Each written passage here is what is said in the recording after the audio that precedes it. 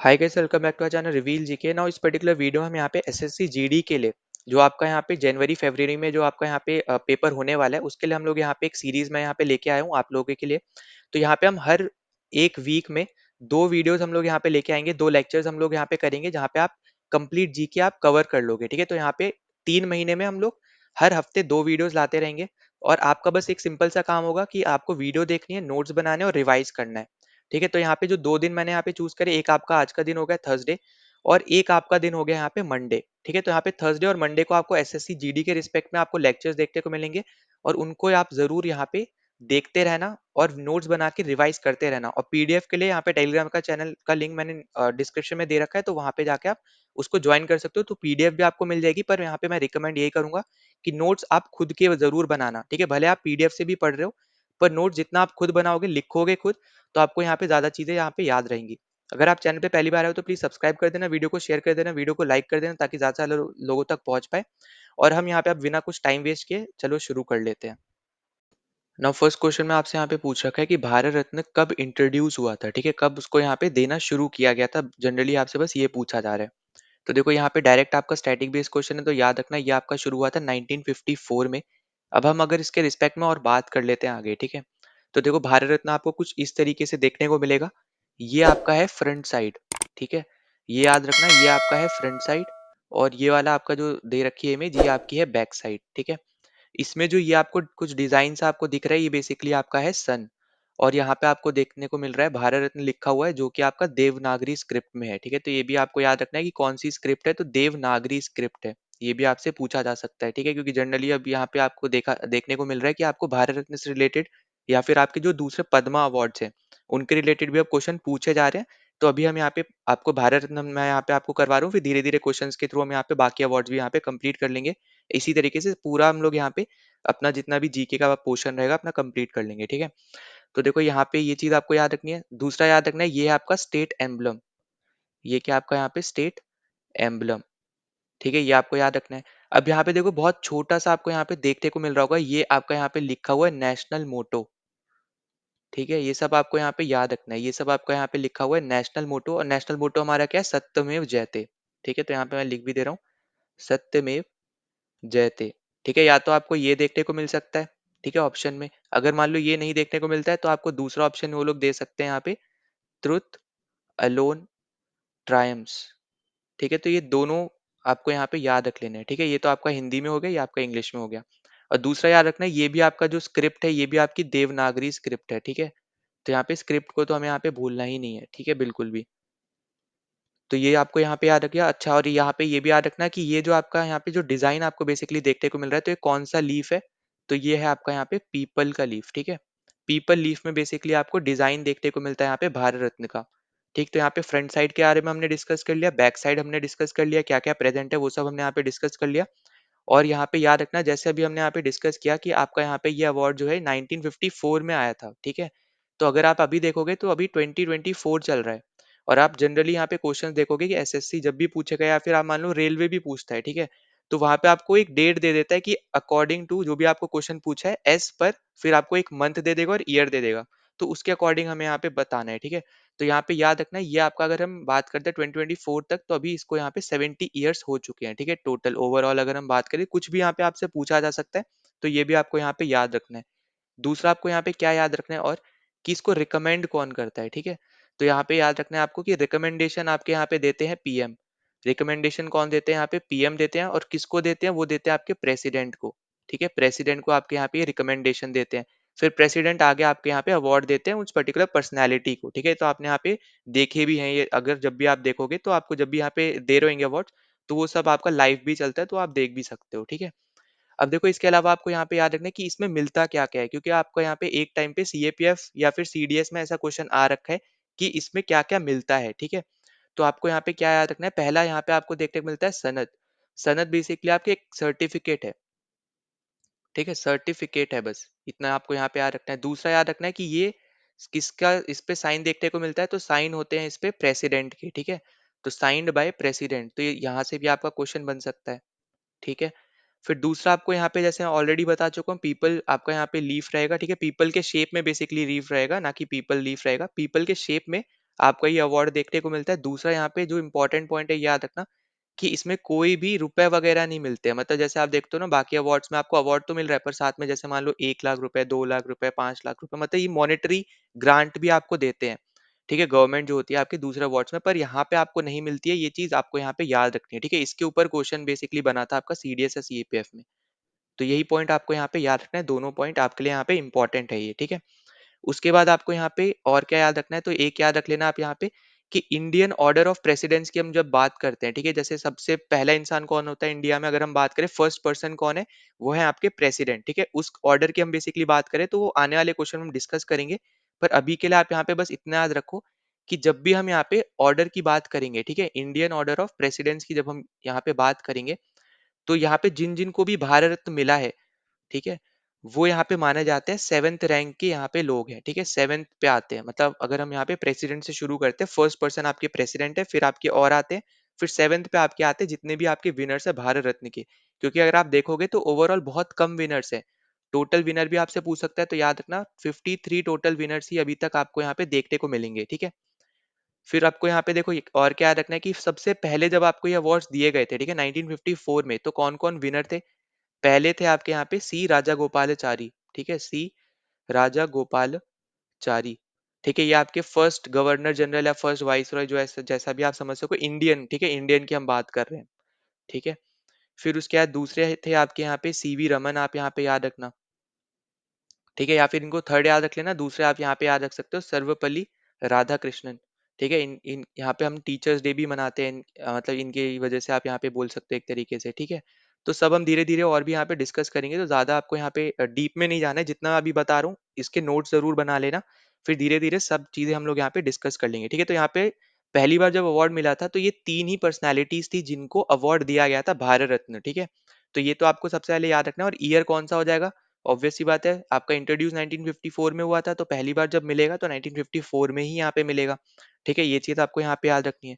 अब देखो दूसरी चीज आपको यहाँ पे क्या याद रखनी है कि अभी प्रेजेंट टाइम में भी ना जो अवार्ड्स मिले हैं 2024 में, जो भारत रत्न अवार्ड मिले हैं, इनके ऊपर भी क्वेश्चन जनरली पूछे जा रहे हैं। ठीक है, कोई भी आप एग्जाम उठा के देख सकते हो। तो यहाँ पे याद रखना अभी प्रेजेंट टाइम में जिन जिनको अवार्ड मिला है उनमें से पहले हैं आपके यहाँ पे कर्पूरी ठाकुर। ठीक है, कर्पूरी ठाकुर, ये आपके आपके बिहार के सीएम रह चुके थे। ठीक है, रिजर्वेशन आप बोल सकते हो यहाँ पे, इन्होंने एक बहुत बड़ा स्टेप प्ले किया था रिजर्वेशन वाली आपकी स्ट्रेटेजी में। ठीक है, बिहार के अगर हम पॉइंट ऑफ व्यू से भी बात करते हैं। फिर दूसरे हैं आपके यहाँ पे चौधरी चरण सिंह।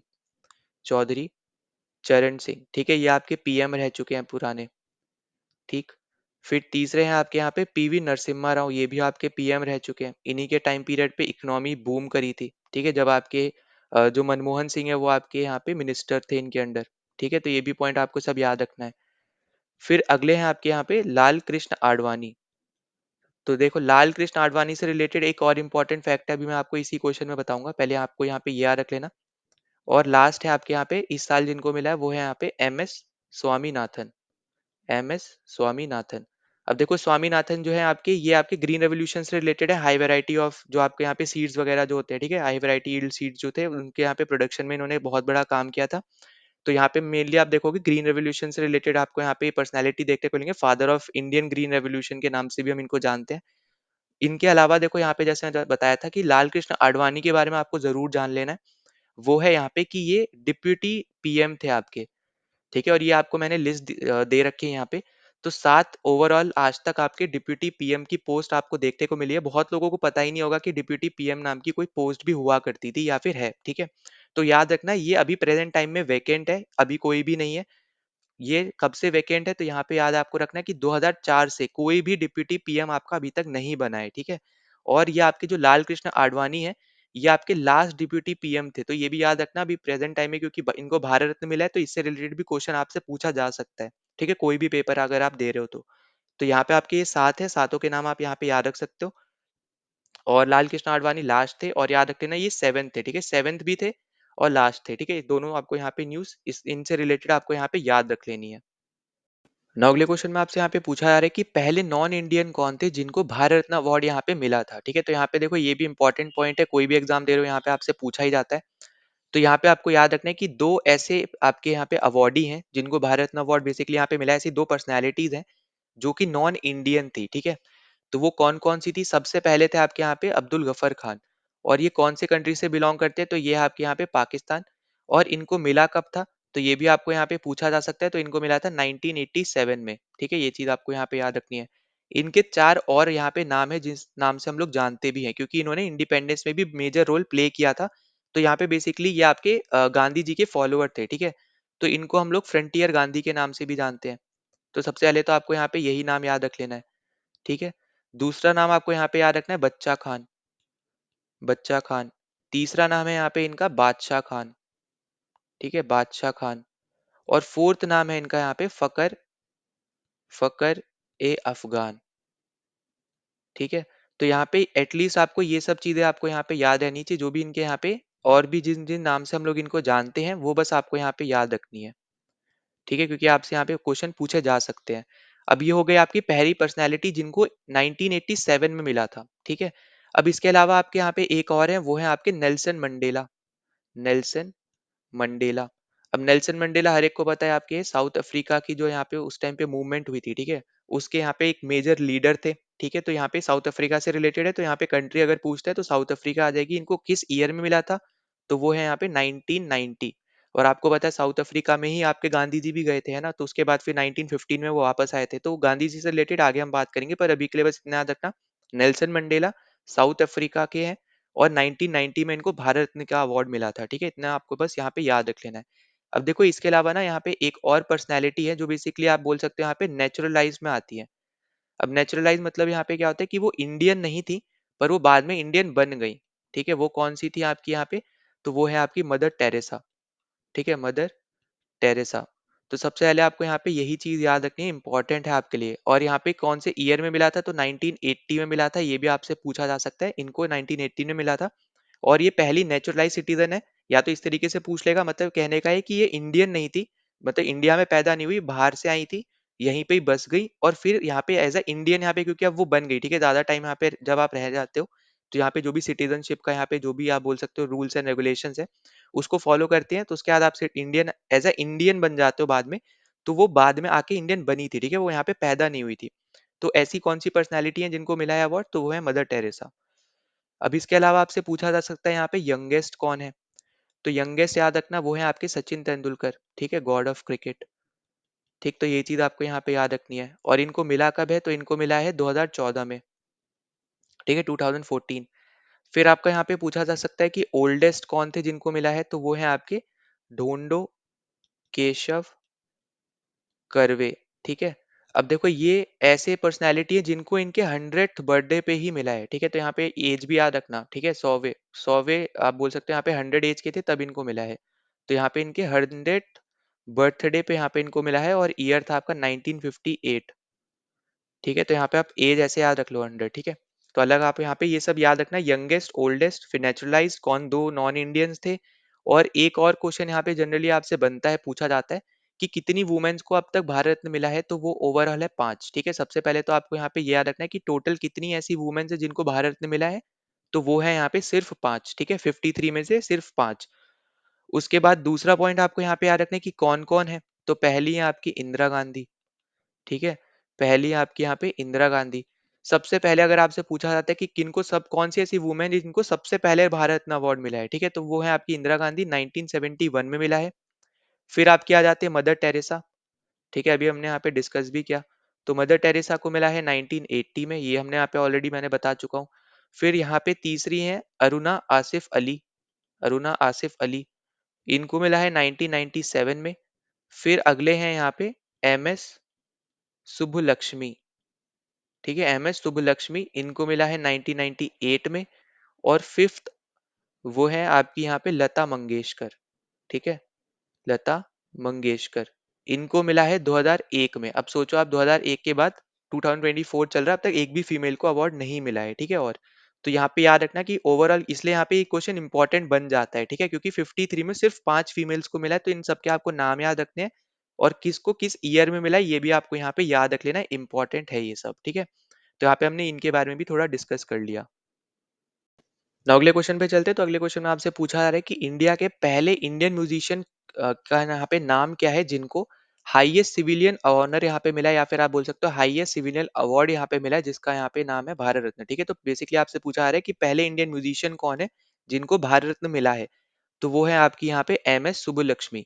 ठीक है, तो अभी मैंने आपको यहाँ पे पहले ही बताया था कब इनको मिला है, यहाँ पे 1998 में मिला है।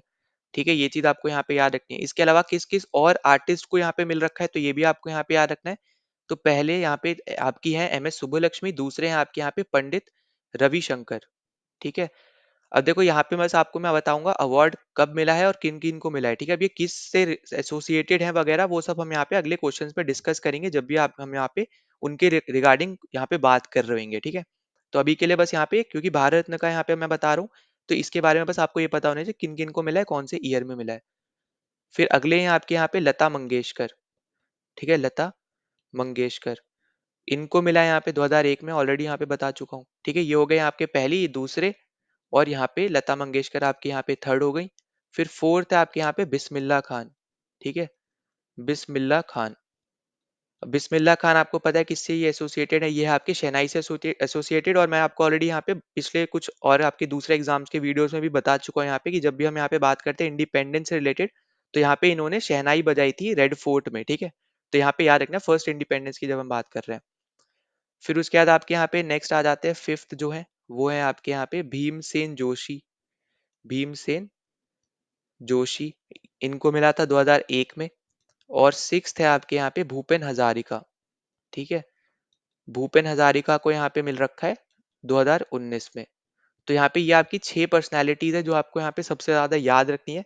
और इनमें भी आपके जो क्वेश्चन बनते हैं आगे वो भी हम यहाँ पे और भी डिस्कस करते रहेंगे, पर जनरली आपसे ये पूछता है कि बिस्मिल्लाह खान को कब मिला है भारत रत्न, या फिर आपसे पूछेगा शुभ लक्ष्मी को कौन से ईयर में यहाँ पे अवार्ड मिला है। ठीक है, भारत रत्न, या फिर रविशंकर जी को कब मिला है। ठीक है, शुभ लक्ष्मी जी को कब मिला है। तो यहाँ पे इस तरीके की क्वेश्चन जनरली आपसे पूछे जाएंगे।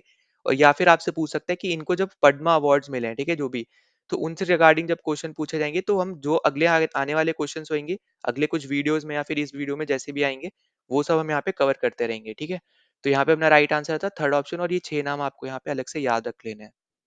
now अगले क्वेश्चन में हमसे यहाँ पे पूछा जा रहा है कि जो हमारा पार्ट 4A है यहाँ पे इंडियन कॉन्स्टिट्यूशन का, तो उसके अकॉर्डिंग यहाँ पे बोला गया है कि यहाँ पे पेरेंट और गार्जियन जो है उनकी ये ड्यूटी होती है यहाँ पे कि प्रोवाइड करना अपॉर्चुनिटीज एजुकेशन के लिए उनके बच्चों के लिए। ठीक है, तो यहाँ पे आपसे बेसिकली पूछा जा रहा है कि उस बच्चे की कितनी एज होनी चाहिए जिनके लिए यहाँ पे ये पर्टिकुलर चीज यहाँ पे बताई गई है। ठीक है, तो यहाँ पे देखो सबसे पहले तो याद रखना है कि पार्ट 4A की जब हम बात करते हैं तो ये आपके किससे एसोसिएटेड है, तो ये आपका एसोसिएटेड है फंडामेंटल राइट, आपके फंडामेंटल ड्यूटीज से। ठीक है, फंडामेंटल ड्यूटीज से। अब देखो यहाँ पे आपको रोमन में दे दिया है यहाँ पे। ठीक है, रोमन मतलब यहाँ पे जो हम 4 को इस तरीके से लिख रहे हैं। ठीक है, आप जब भी यहाँ पे स्कूल वगैरह में भी देखोगे तो हर एक जो आपकी स्टैंडर्ड्स वगैरह भी होती है उनमें रोमन्स में ही लिखा जाता है। ठीक है, जनरली यहाँ पे हम नंबर्स में कभी नहीं लिखते हैं, पर अगर वो नंबर 4A भी दे दे तब आपको पता ही चल जाएगा, पर यहाँ पे याद रखना ये 4A ही होता है। ठीक है, अब इसके अलावा देखो यहाँ पे दूसरी चीजें और क्या याद रखनी है, आपसे पूछा जा सकता है यहाँ पे कि सोर्स क्या है। ठीक है, मतलब हमने फंडामेंटल ड्यूटीज कौन से कंट्री के कॉन्स्टिट्यूशन से हमने बेसिकली आप बोल सकते हो यहाँ पे इंस्पायर्ड होके रखी है अपने कॉन्स्टिट्यूशन में। तो सोर्स है या तो आप बोल सकते हो रशिया, या फिर आपको यहाँ पे ऑप्शन में दे सकता है यूएसएसआर। ठीक है, फिर दूसरा आपको यहाँ पे याद रखने आर्टिकल आपसे पूछे जा सकते हैं, तो आर्टिकल आपका यहाँ पे 51A। तो 51A में ही आपको जितनी भी फंडामेंटल ड्यूटीज है सब आपको देखने को मिल जाएगी। तो यहाँ पे ABC करके आपको यहाँ पे सारी ड्यूटीज दे रखी हैं। तो यहाँ पे आर्टिकल 51A है, पार्ट है 4A, सोर्स मैंने यहाँ पे आपको बता दिया, और ये सब आपकी नॉन जस्टिसिएबल है। मतलब अगर यहाँ पे आपको देखने को मिलता है कि कोई इंडियन इनको फॉलो नहीं कर रहा है, तो आप इस पर्टिकुलर चीज की वजह से आप कोर्ट में जाके उसके खिलाफ केस नहीं कर सकते हो। ठीक है, क्योंकि यहाँ पे वो एक तरीके से आप बोल सकते हो फंडामेंटल ड्यूटीज हैं कि हर सिटीजन को वो करना चाहिए, पर वो बाइंड नहीं है ये करने के लिए। ठीक है, तो ये सब आपको यहाँ पे समझना है, इसलिए आपकी ये नॉन जस्टिसेबल है। फिर आपको यहाँ पे ये भी याद रखना है कि कमिटी कौन सी थी जिसने यहाँ पे रिकमेंड किया था फंडामेंटल ड्यूटीज को, तो उस कमिटी का नाम था यहाँ पे स्वर्ण सिंह कमिटी। ठीक है, स्वर्ण सिंह कमिटी। तो ये सबसे पहले आपको यहाँ पे यही याद रखना है। फिर इसके अलावा देखो आपको यहाँ पे और क्या याद रखना है कि आपकी दो कॉन्स्टिट्यूशनल अमेंडमेंट एक्ट्स आपको यहाँ पे देखने को मिलते हैं। एक है आपका यहाँ पे 42nd कॉन्स्टिट्यूशनल अमेंडमेंट एक्ट, जो कि आपका 1976 में आया था। इसके अंडर आपकी 10 फंडामेंटल ड्यूटीज ऐड करी गई थी। ठीक है, यहाँ पे याद रखना ऐड करी गई हैं हमने। शुरू में जब ओरिजिनली जब हमने कॉन्स्टिट्यूशन ऑफ इंडिया को अडॉप्ट किया था, उस टाइम पे आपकी फंडामेंटल ड्यूटीज नहीं थी हमारे कॉन्स्टिट्यूशन में। ठीक है, ये पॉइंट इंपॉर्टेंट है, प्लीज इसको यहाँ पे याद रखना। हमने बाद में अमेंडमेंट करके फंडामेंटल ड्यूटीज को अपने कॉन्स्टिट्यूशन में यहाँ पे जोड़ा है। और वो कौन से अपने कॉन्स्टिट्यूशनल अमेंडमेंट एक्ट से किया है, 42nd के थ्रू किया है। ठीक है, फिर यहाँ पे जो आपको फंडामेंटल ड्यूटी दे रखी है, ये है आपकी 11th फंडामेंटल ड्यूटी, और इसको हमने जोड़ा था 86th कॉन्स्टिट्यूशनल अमेंडमेंट एक्ट से, जो कि आपका 2002 में आया था। ठीक है, तो इसके थ्रू हमने यहाँ पे एक फंडामेंटल ड्यूटी जोड़ी है, वो है आपकी यहाँ पे यही 11th वाली। तो इसमें जो बोला गया है, यहाँ पे ये बोला गया है कि हर एक पेरेंट, हर एक गार्जियन की यहाँ पे रिस्पॉन्सिबिलिटी है, या फिर आप बोल सकते हो यहाँ पे उनकी ड्यूटी है कि वो एजुकेशन अपॉर्चुनिटीज यहाँ पे प्रोवाइड करे उनके बच्चों के लिए। और एज क्या बताई गई है यहाँ पे, 6 से 14 ईयर्स यहाँ पे बताई गई है। ठीक है, तो यहाँ पे एज भी याद रखना है। ये आपका पीवाईक्यू है। ठीक है, यहाँ पे आपको यहाँ पे जितने भी क्वेश्चन देखने को मिल रहे हैं, आपके यहाँ पे ज्यादातर आपकी पीवाईक्यू है। एक दो क्वेश्चन मैंने अपनी तरफ से जोड़ा है, ताकि मैं अपने यहाँ पे और जो आपका यहाँ पे जो छूट रहा है, ठीक है, जो चार आप बोल सकते हो यहाँ पे एक पर्टिकुलर टॉपिक में दो तीन चीजें और जो आपकी रह जाती हैं, उनको मैं कवर करने के लिए यहाँ पे अपनी तरफ से भी कुछ क्वेश्चन मैंने यहाँ पे डाले हैं। ठीक है, तो ये चीज बस आपको यहाँ पे याद रखनी है। ये आपका पीवाईक्यू है, इसमें आपको एज पूछी थी।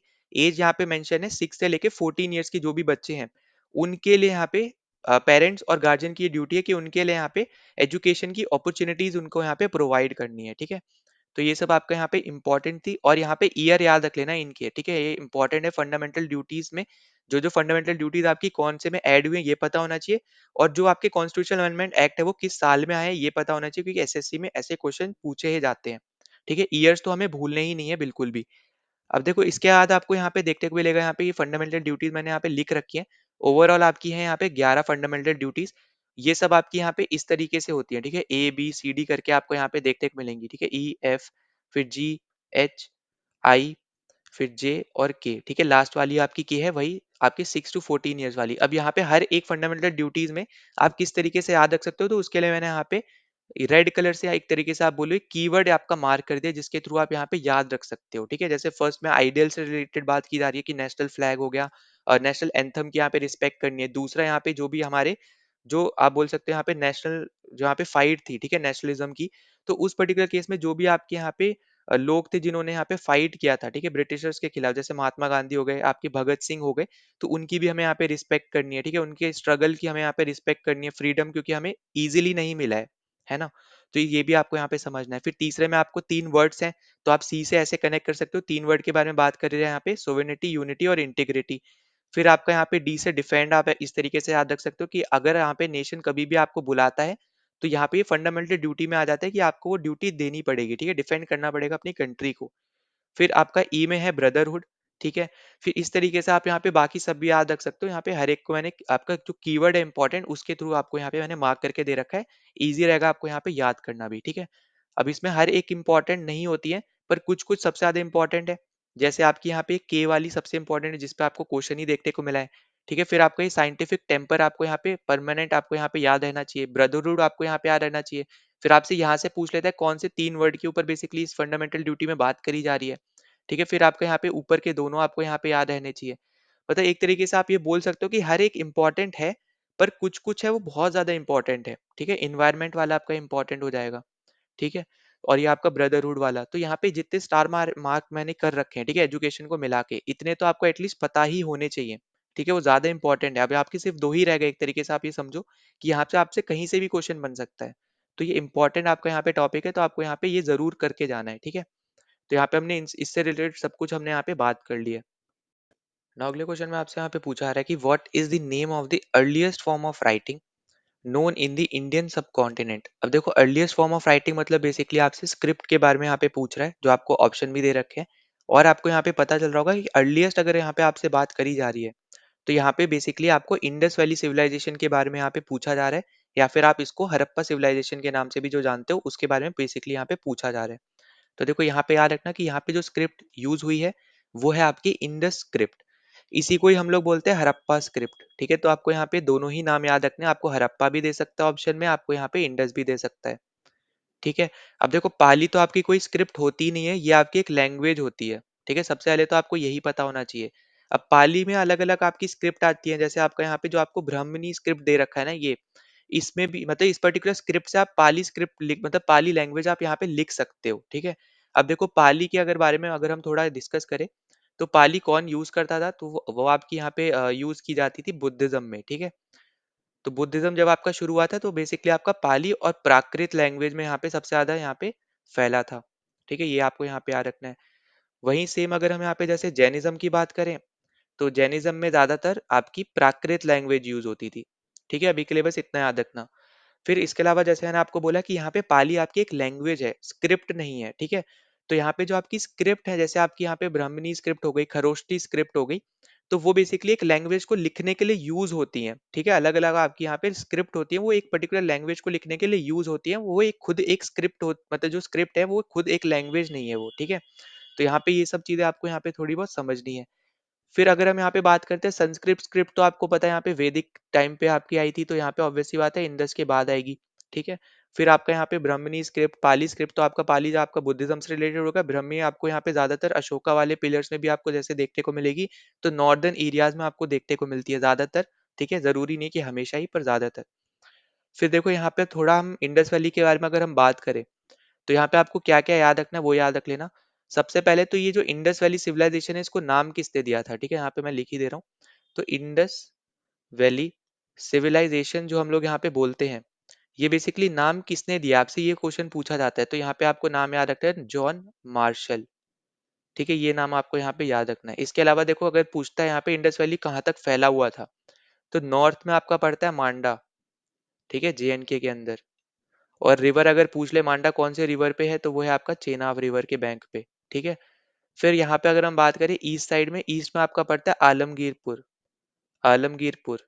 और ये आपका आता है यूपी के अंदर। रिवर है आपकी यहाँ पे हिंडन, ठीक है, हिंडन रिवर।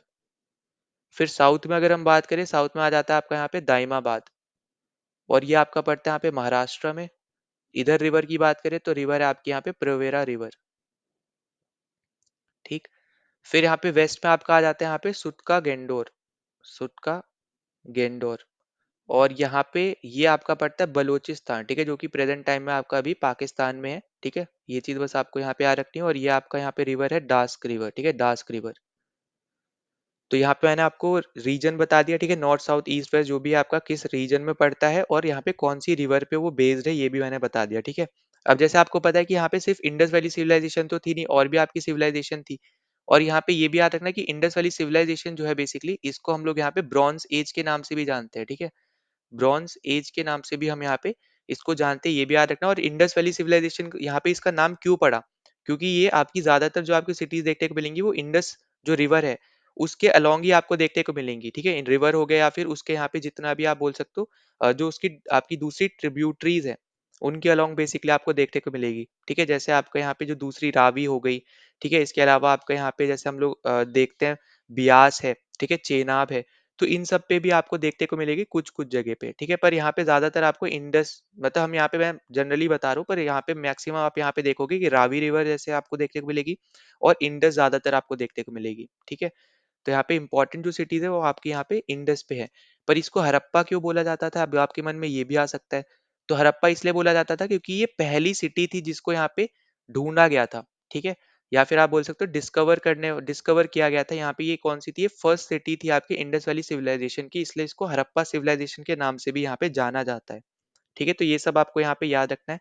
और जैसे मैंने आपको बोला कि आपके यहाँ पे बाकी भी और भी आपकी सिविलाइजेशन थी, तो हर एक सिविलाइजेशन किसी ना किसी बैंक पे यहाँ पे रिवर के वो एसोसी मतलब यहाँ पे सिचुएटेड थी, ठीक है। जैसे फॉर एग्जाम्पल आपका जो मेसोपोटामिया वाले सिविलाइजेशन था, ठीक है, मेसोपोटामियम, तो यहाँ पे ये आपकी सिचुएटेड थी टिग्रिस रिवर पे, ठीक है। फिर आपका यहाँ पे जो इजिप्ट वाली यहाँ पे सिविलाइजेशन थी, ठीक है, इजिप्शियन वाली, तो ये आपकी नाइल रिवर पे थी। फिर आपको यहाँ पे चाइनीज के बारे में पूछता है, चाइनीज सिविलाइजेशन जो है ये आपकी हुआंग हो रिवर पे सिचुएटेड थी। तो आप देखोगे जितनी भी आपकी फेमस या फिर बोल लो आप जितनी भी आपकी सिविलाइजेशन है सब की सब आप बोल सकते हो एक तरीके से वो रिवर के बैंक्स पे ही यहाँ पे सिचुएटेड है, ठीक है। तो ये आपके लिए इंपॉर्टेंट पॉइंट है, अगर आपको स्टेटमेंट वाइज भी अगर देता है तो आप इसको इजिली कर पाओगे, ठीक है। तो अभी के लिए बस इतना याद रखना, इंडस वैली सिविलाइजेशन के बारे में हमने थोड़ा बहुत डिस्कस किया है। फिर आने वाले क्वेश्चन में हम और भी यहाँ पे डिस्कस करते रहेंगे। ना अगले क्वेश्चन पे चलते हैं। तो अगले क्वेश्चन में हमसे यहाँ पे पूछा जा रहा है जो आपका भी वुमेन्स का रिजर्वेशन बिल आया था, है ना। तो यहाँ पे बेसिकली आपसे पूछ रहा है यहाँ पे कि जो आपका वुमेन्स का रिजर्वेशन बिल आया था 2023 का, जिसको हम हिंदी में आप बोल सकते हो यहाँ पे महिला आरक्षण विधेयक 2023। तो यहाँ पे आपसे बोला जा रहा है कि लोकसभा में कितनी परसेंट मतलब आप कितनी सीट है आप बोल सकते हो या फिर कितनी परसेंट सीट्स यहाँ पे रिजर्व करी गई है, ठीक है, लोकसभा और स्टेट लेजिस्लेटिव असेंबलीज में। तो यहाँ पे देखो यही पॉइंट इंपॉर्टेंट है, आपसे पूछा जा सकता है यहाँ पे कि ये जो आपका बिल है ये किस पर्टिकुलर यहाँ पे आपके हाउस के लिए आया है। तो आपको याद रखना है कि सेंट्रल लेवल पे लोकसभा और स्टेट लेवल पे आपका स्टेट लेजिस्लेटिव असेंबली। ये आपका जो बिल है ये राज्यसभा और स्टेट लेजिस्लेटिव काउंसिल के लिए नहीं है। ठीक है, तो ये पॉइंट आपको यहाँ पे याद रखना है कि स्टेट लेजिस्लेटिव काउंसिल के लिए नहीं है यहाँ पे ये। ठीक है, स्टेट लेजिस्लेटिव काउंसिल के लिए नहीं है और साथ ही साथ राज्यसभा के लिए भी आपका यहाँ पे ये नहीं है। ठीक है, तो ये सब आपको यहाँ पे इंपॉर्टेंट चीजें जो आपको याद रखनी है। और इसमें जो बात करी गई है वो है यहाँ पे कि 1/3 सीट जो होंगी, ठीक है, 1/3 मतलब यहाँ पे कितनी होगी, 33%। 33% जो सीट्स होंगी वो आपकी रिजर्व होंगी। पर अभी याद रखना कि अभी ये पास हुआ है, अभी लागू नहीं हुआ है। लागू कब होगा, एक बार जब सेंसेक्स वगैरह यहाँ पे हो जाता है उसके बाद। ठीक है, तो यहाँ पे डिलिमिटेशन वगैरह यहाँ पे जब सब कुछ हो जाएगा उसके बाद आपका यहाँ पे लागू होगा। पर अभी के लिए आपको यहाँ पे आ रखते हैं कि 1/3 सीट्स आपकी रिजर्व है लोकसभा और स्टेट लेजिस्लेटिव असेंबली में। और ये ऐसा नहीं है कि ये पहली बार आया बिल और पहली बार में ही पास हो गया, ऐसा नहीं है। ये आपका 1996 से आप बोल सकते हो यहाँ पे शुरू हो गया था यहाँ पे इसको बिल को इंट्रोड्यूस करना। ठीक है, पर उसके बाद अगर हम यहाँ पे बात करते हैं आपकी जो इंपॉर्टेंट कमिटीज है इसके रिस्पेक्ट में अगर आपसे पूछी जाती है, तो पहला आपका आ जाता है यहाँ पे committee on the status of women. ठीक है, committee on the status of women. अब देखो इस नाम की ना आपकी दो कमेटी बनी थी सेम इशू की। ठीक है, तो यहाँ पे पहली आपकी बनी थी 1971 में, दूसरी आपकी बनी है यहाँ पे 2013 में। ठीक है, बस इतना याद रखना। दूसरा आपके पास है यहाँ पे कमेटी जो है, committee under committee under Margaret Alva.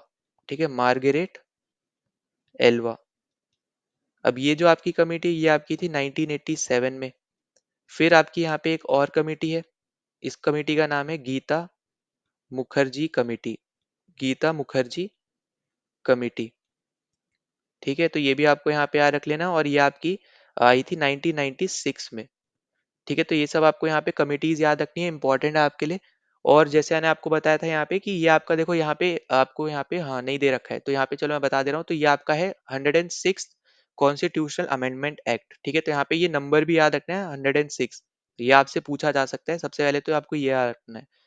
ठीक है, फिर उसके बाद आपको यहाँ पे याद रखना है कौन से ईयर है, तो 2023 है। ये भी आपके लिए इंपॉर्टेंट है, तो ये भी आपको यहाँ पे इसको याद रख लेना है।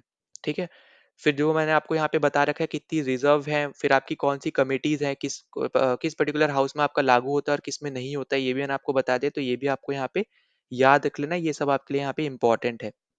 ठीक है, इसके अलावा देखो आपसे यहाँ पे अगर आर्टिकल पूछता है, तो जैसे आपका 330A है, ये आपका बताता है reservation for women in Lok Sabha. ठीक है, यहाँ पे मैं लिख नहीं रहा हूँ पर मैं बोल रहा हूँ उसको लिख लेना। 330A आपका बताता है यहाँ पे reservation for women in Lok Sabha. फिर 332A आपको बताता है यहाँ पे, ये टू है। ठीक है, 332 जो आपको है यहाँ पे 332A जो है ये आपका बताता है reservation of women for state legislative assemblies. ठीक है, तो यहाँ पे ये चीज याद रखनी है। फिर एक है आपका यहाँ पे 239AA। तो ये आपका क्या बताता है, ये आपका बताता है जो भी आपका यहाँ पे वुमेन का रिजर्वेशन है, नेशनल आपके यहाँ पे जो कैपिटल है। ठीक है, बेसिकली आप ये बोल लो नेशनल कैपिटल टेरिटरी जो आपकी यहाँ पे है, जो है यहाँ पे दिल्ली। ठीक है, न्यू दिल्ली। तो उसके बारे में यहाँ पे बताते हैं कि उसमें क्या रिजर्वेशन की यहाँ पे क्या क्या पॉलिसी है, ये आपका 239AA बताता है। ठीक, तो ये आपको यहाँ पे याद रखते हैं। तो ये तीन आपके यहाँ पे इंपॉर्टेंट आर्टिकल्स है, इनको भी याद रख लेना। इससे रिलेटेड कमिटीज मैंने बताई उनको याद रख लेना, कितना परसेंट है यहाँ पे याद रख लेना, कौन से हाउस में है और कौन से हाउस में एप्लीकेबल नहीं है, और क्या नंबर का आपका कॉन्स्टिट्यूशनल अमेंडमेंट एक्ट है। तो यहाँ पे ये सब मैंने बताया है, इससे रिलेटेड सब आपको यहाँ पे नोट्स बना लेने हैं। ठीक है, नौ अगले क्वेश्चन में आपसे यहाँ पे पूछा रहा है कि कौन सा इंस्टीट्यूशन आपका 2015 में बना है in place of planning commission of India. अब देखो यहाँ पे याद रखना है ये आपका जो प्लानिंग कमीशन ऑफ इंडिया है 1950 में बना था। और इसका यहाँ पे सिंपल सा एक काम था कि आपको यहाँ पे एडवाइस देनी है। ठीक है, इस पर्टिकुलर आपके कमीशन को यहाँ पे एडवाइस देनी है। जो भी यहाँ पे डिसीजन ले रहा है वो एक तरीके से यहाँ पे वो एडवाइस की तरह दे रहा है। ठीक है, जरूरी नहीं कि इन्होंने यहाँ पे जो भी डिसीजन लिया है वो अथॉरिटीज को मानना ही है। ठीक है, तो ये पॉइंट आपको यहाँ पे याद रखना है। तो इन्हीं की प्लेस पे आपका बना है नीति आयोग, और नीति आयोग भी आपका एक एडवाइजरी बॉडी है। ठीक है, तो सबसे पहले तो आपको यही पता होना चाहिए, ये भी आपकी क्या है, एक एडवाइजरी बॉडी है। फिर उसके बाद अगर हम यहाँ पे जो ऑप्शन दे रखे हैं उनके अकॉर्डिंग अगर हम बात करते हैं, अब देखो यहाँ पे आपको सेबी दे रखा है। लोग इसमें और सिडबी में बहुत ज्यादा कंफ्यूज होते हैं। आपको देखो यहाँ पे याद रखना है कि जो आपका सिडबी है, सिडबी बेसिकली आपका small industries development bank of India है। ठीक है, यहाँ पे चलो मैं लिख भी दे रहा हूँ, small industries small industries development bank of India है ये। ठीक है, बैंक ऑफ इंडिया है ये। और जबकि आपका जो सेबी है वो बेसिकली आपका एक बोर्ड है। अभी हम उसके ऊपर भी बात करेंगे, पर यहाँ पे याद रखना है ये आपका है small industry development bank of India, और इसके हेडक्वार्टर आपको देखने को मिलेंगे लखनऊ में। ठीक है, तो आपसे ये पूछा जा सकता है। तो यहाँ पे दोनों पॉइंट आपको यहाँ पे याद रखना है, और ये बना था 1990 में। ठीक है, तो 1990 में बना था। कहाँ हेडक्वार्टर है और फुल फॉर्म क्या है, तीनों चीजें याद रखनी है। अब जब हम बात करते हैं यहाँ पे सेबी की, तो देखो सेबी आपका है यहाँ पे securities and exchange board of India. Securities and exchange board of India, exchange board of India. ठीक है, तो आपको यहाँ पे ये याद रख लेना है। ठीक है, तो यहाँ पे सबसे ज्यादा इंपॉर्टेंट आपका यहाँ पे हो जाएगा ये चीज। अब यहाँ पे आपसे पूछा जा सकता है इसके हेडक्वार्टर क्या है, तो हेडक्वार्टर है यहाँ पे मुंबई में। ठीक है, तो ये आपको यहाँ पे याद रखना है। फिर इसके अलावा फिर हम आरबीआई की बात करते हैं, तो देखो आरबीआई जो है यहाँ पे रिजर्व बैंक ऑफ इंडिया इसका फुल फॉर्म है। ये आपका बना था यहाँ पे 1935 में। शुरू में जब ये बना था तो ये बना था कोलकाता में, या फिर उस टाइम पे जब हम बोलते थे इसको यहाँ पे कलकत्ता। ठीक है, और उसके बाद आपका यहाँ पे ये शिफ्ट होके आ गया मुंबई में। तो ये पॉइंट्स आपको सब यहाँ पे याद रखने हैं। पहले ये आपका एक बोल सकते हो प्राइवेट बॉडी थी। ठीक है, उसके बाद आपकी यहाँ पे एक बोल सकते हो गवर्नमेंट बॉडी यहाँ पे बाद में कन्वर्ट हुई है। उसके ऊपर बाद में फिर हम आगे कभी क्वेश्चन में डिस्कस कर लेंगे, पर अभी याद रखना है कि 1935 में बना था। फुल फॉर्म है reserve bank of India. Calcutta में बना था, बाद में आपका यहाँ पे प्रेजेंट टाइम में मुंबई में आप बोल सकते हो इसके हेडक्वार्टर है। अगर आपसे यहाँ पे कमीशन पूछा जाता है यहाँ पे कि कौन से कमीशन के अंडर बना था, तो इस कमीशन का नाम है हिल्टन यंग कमीशन। ठीक है, तो ये कमीशन भी आपसे पूछा जाता है, तो ये भी आपको यहाँ पे आरबीआई के रिस्पेक्ट में यहाँ पे याद रखना है। ठीक है, अब यहाँ पे जो आपको नबार्ड दे रखा है, अब नबार्ड भी आपका नेशनल बैंक है। ठीक है, यहाँ पे फुल फॉर्म में बता दे रहा हूँ।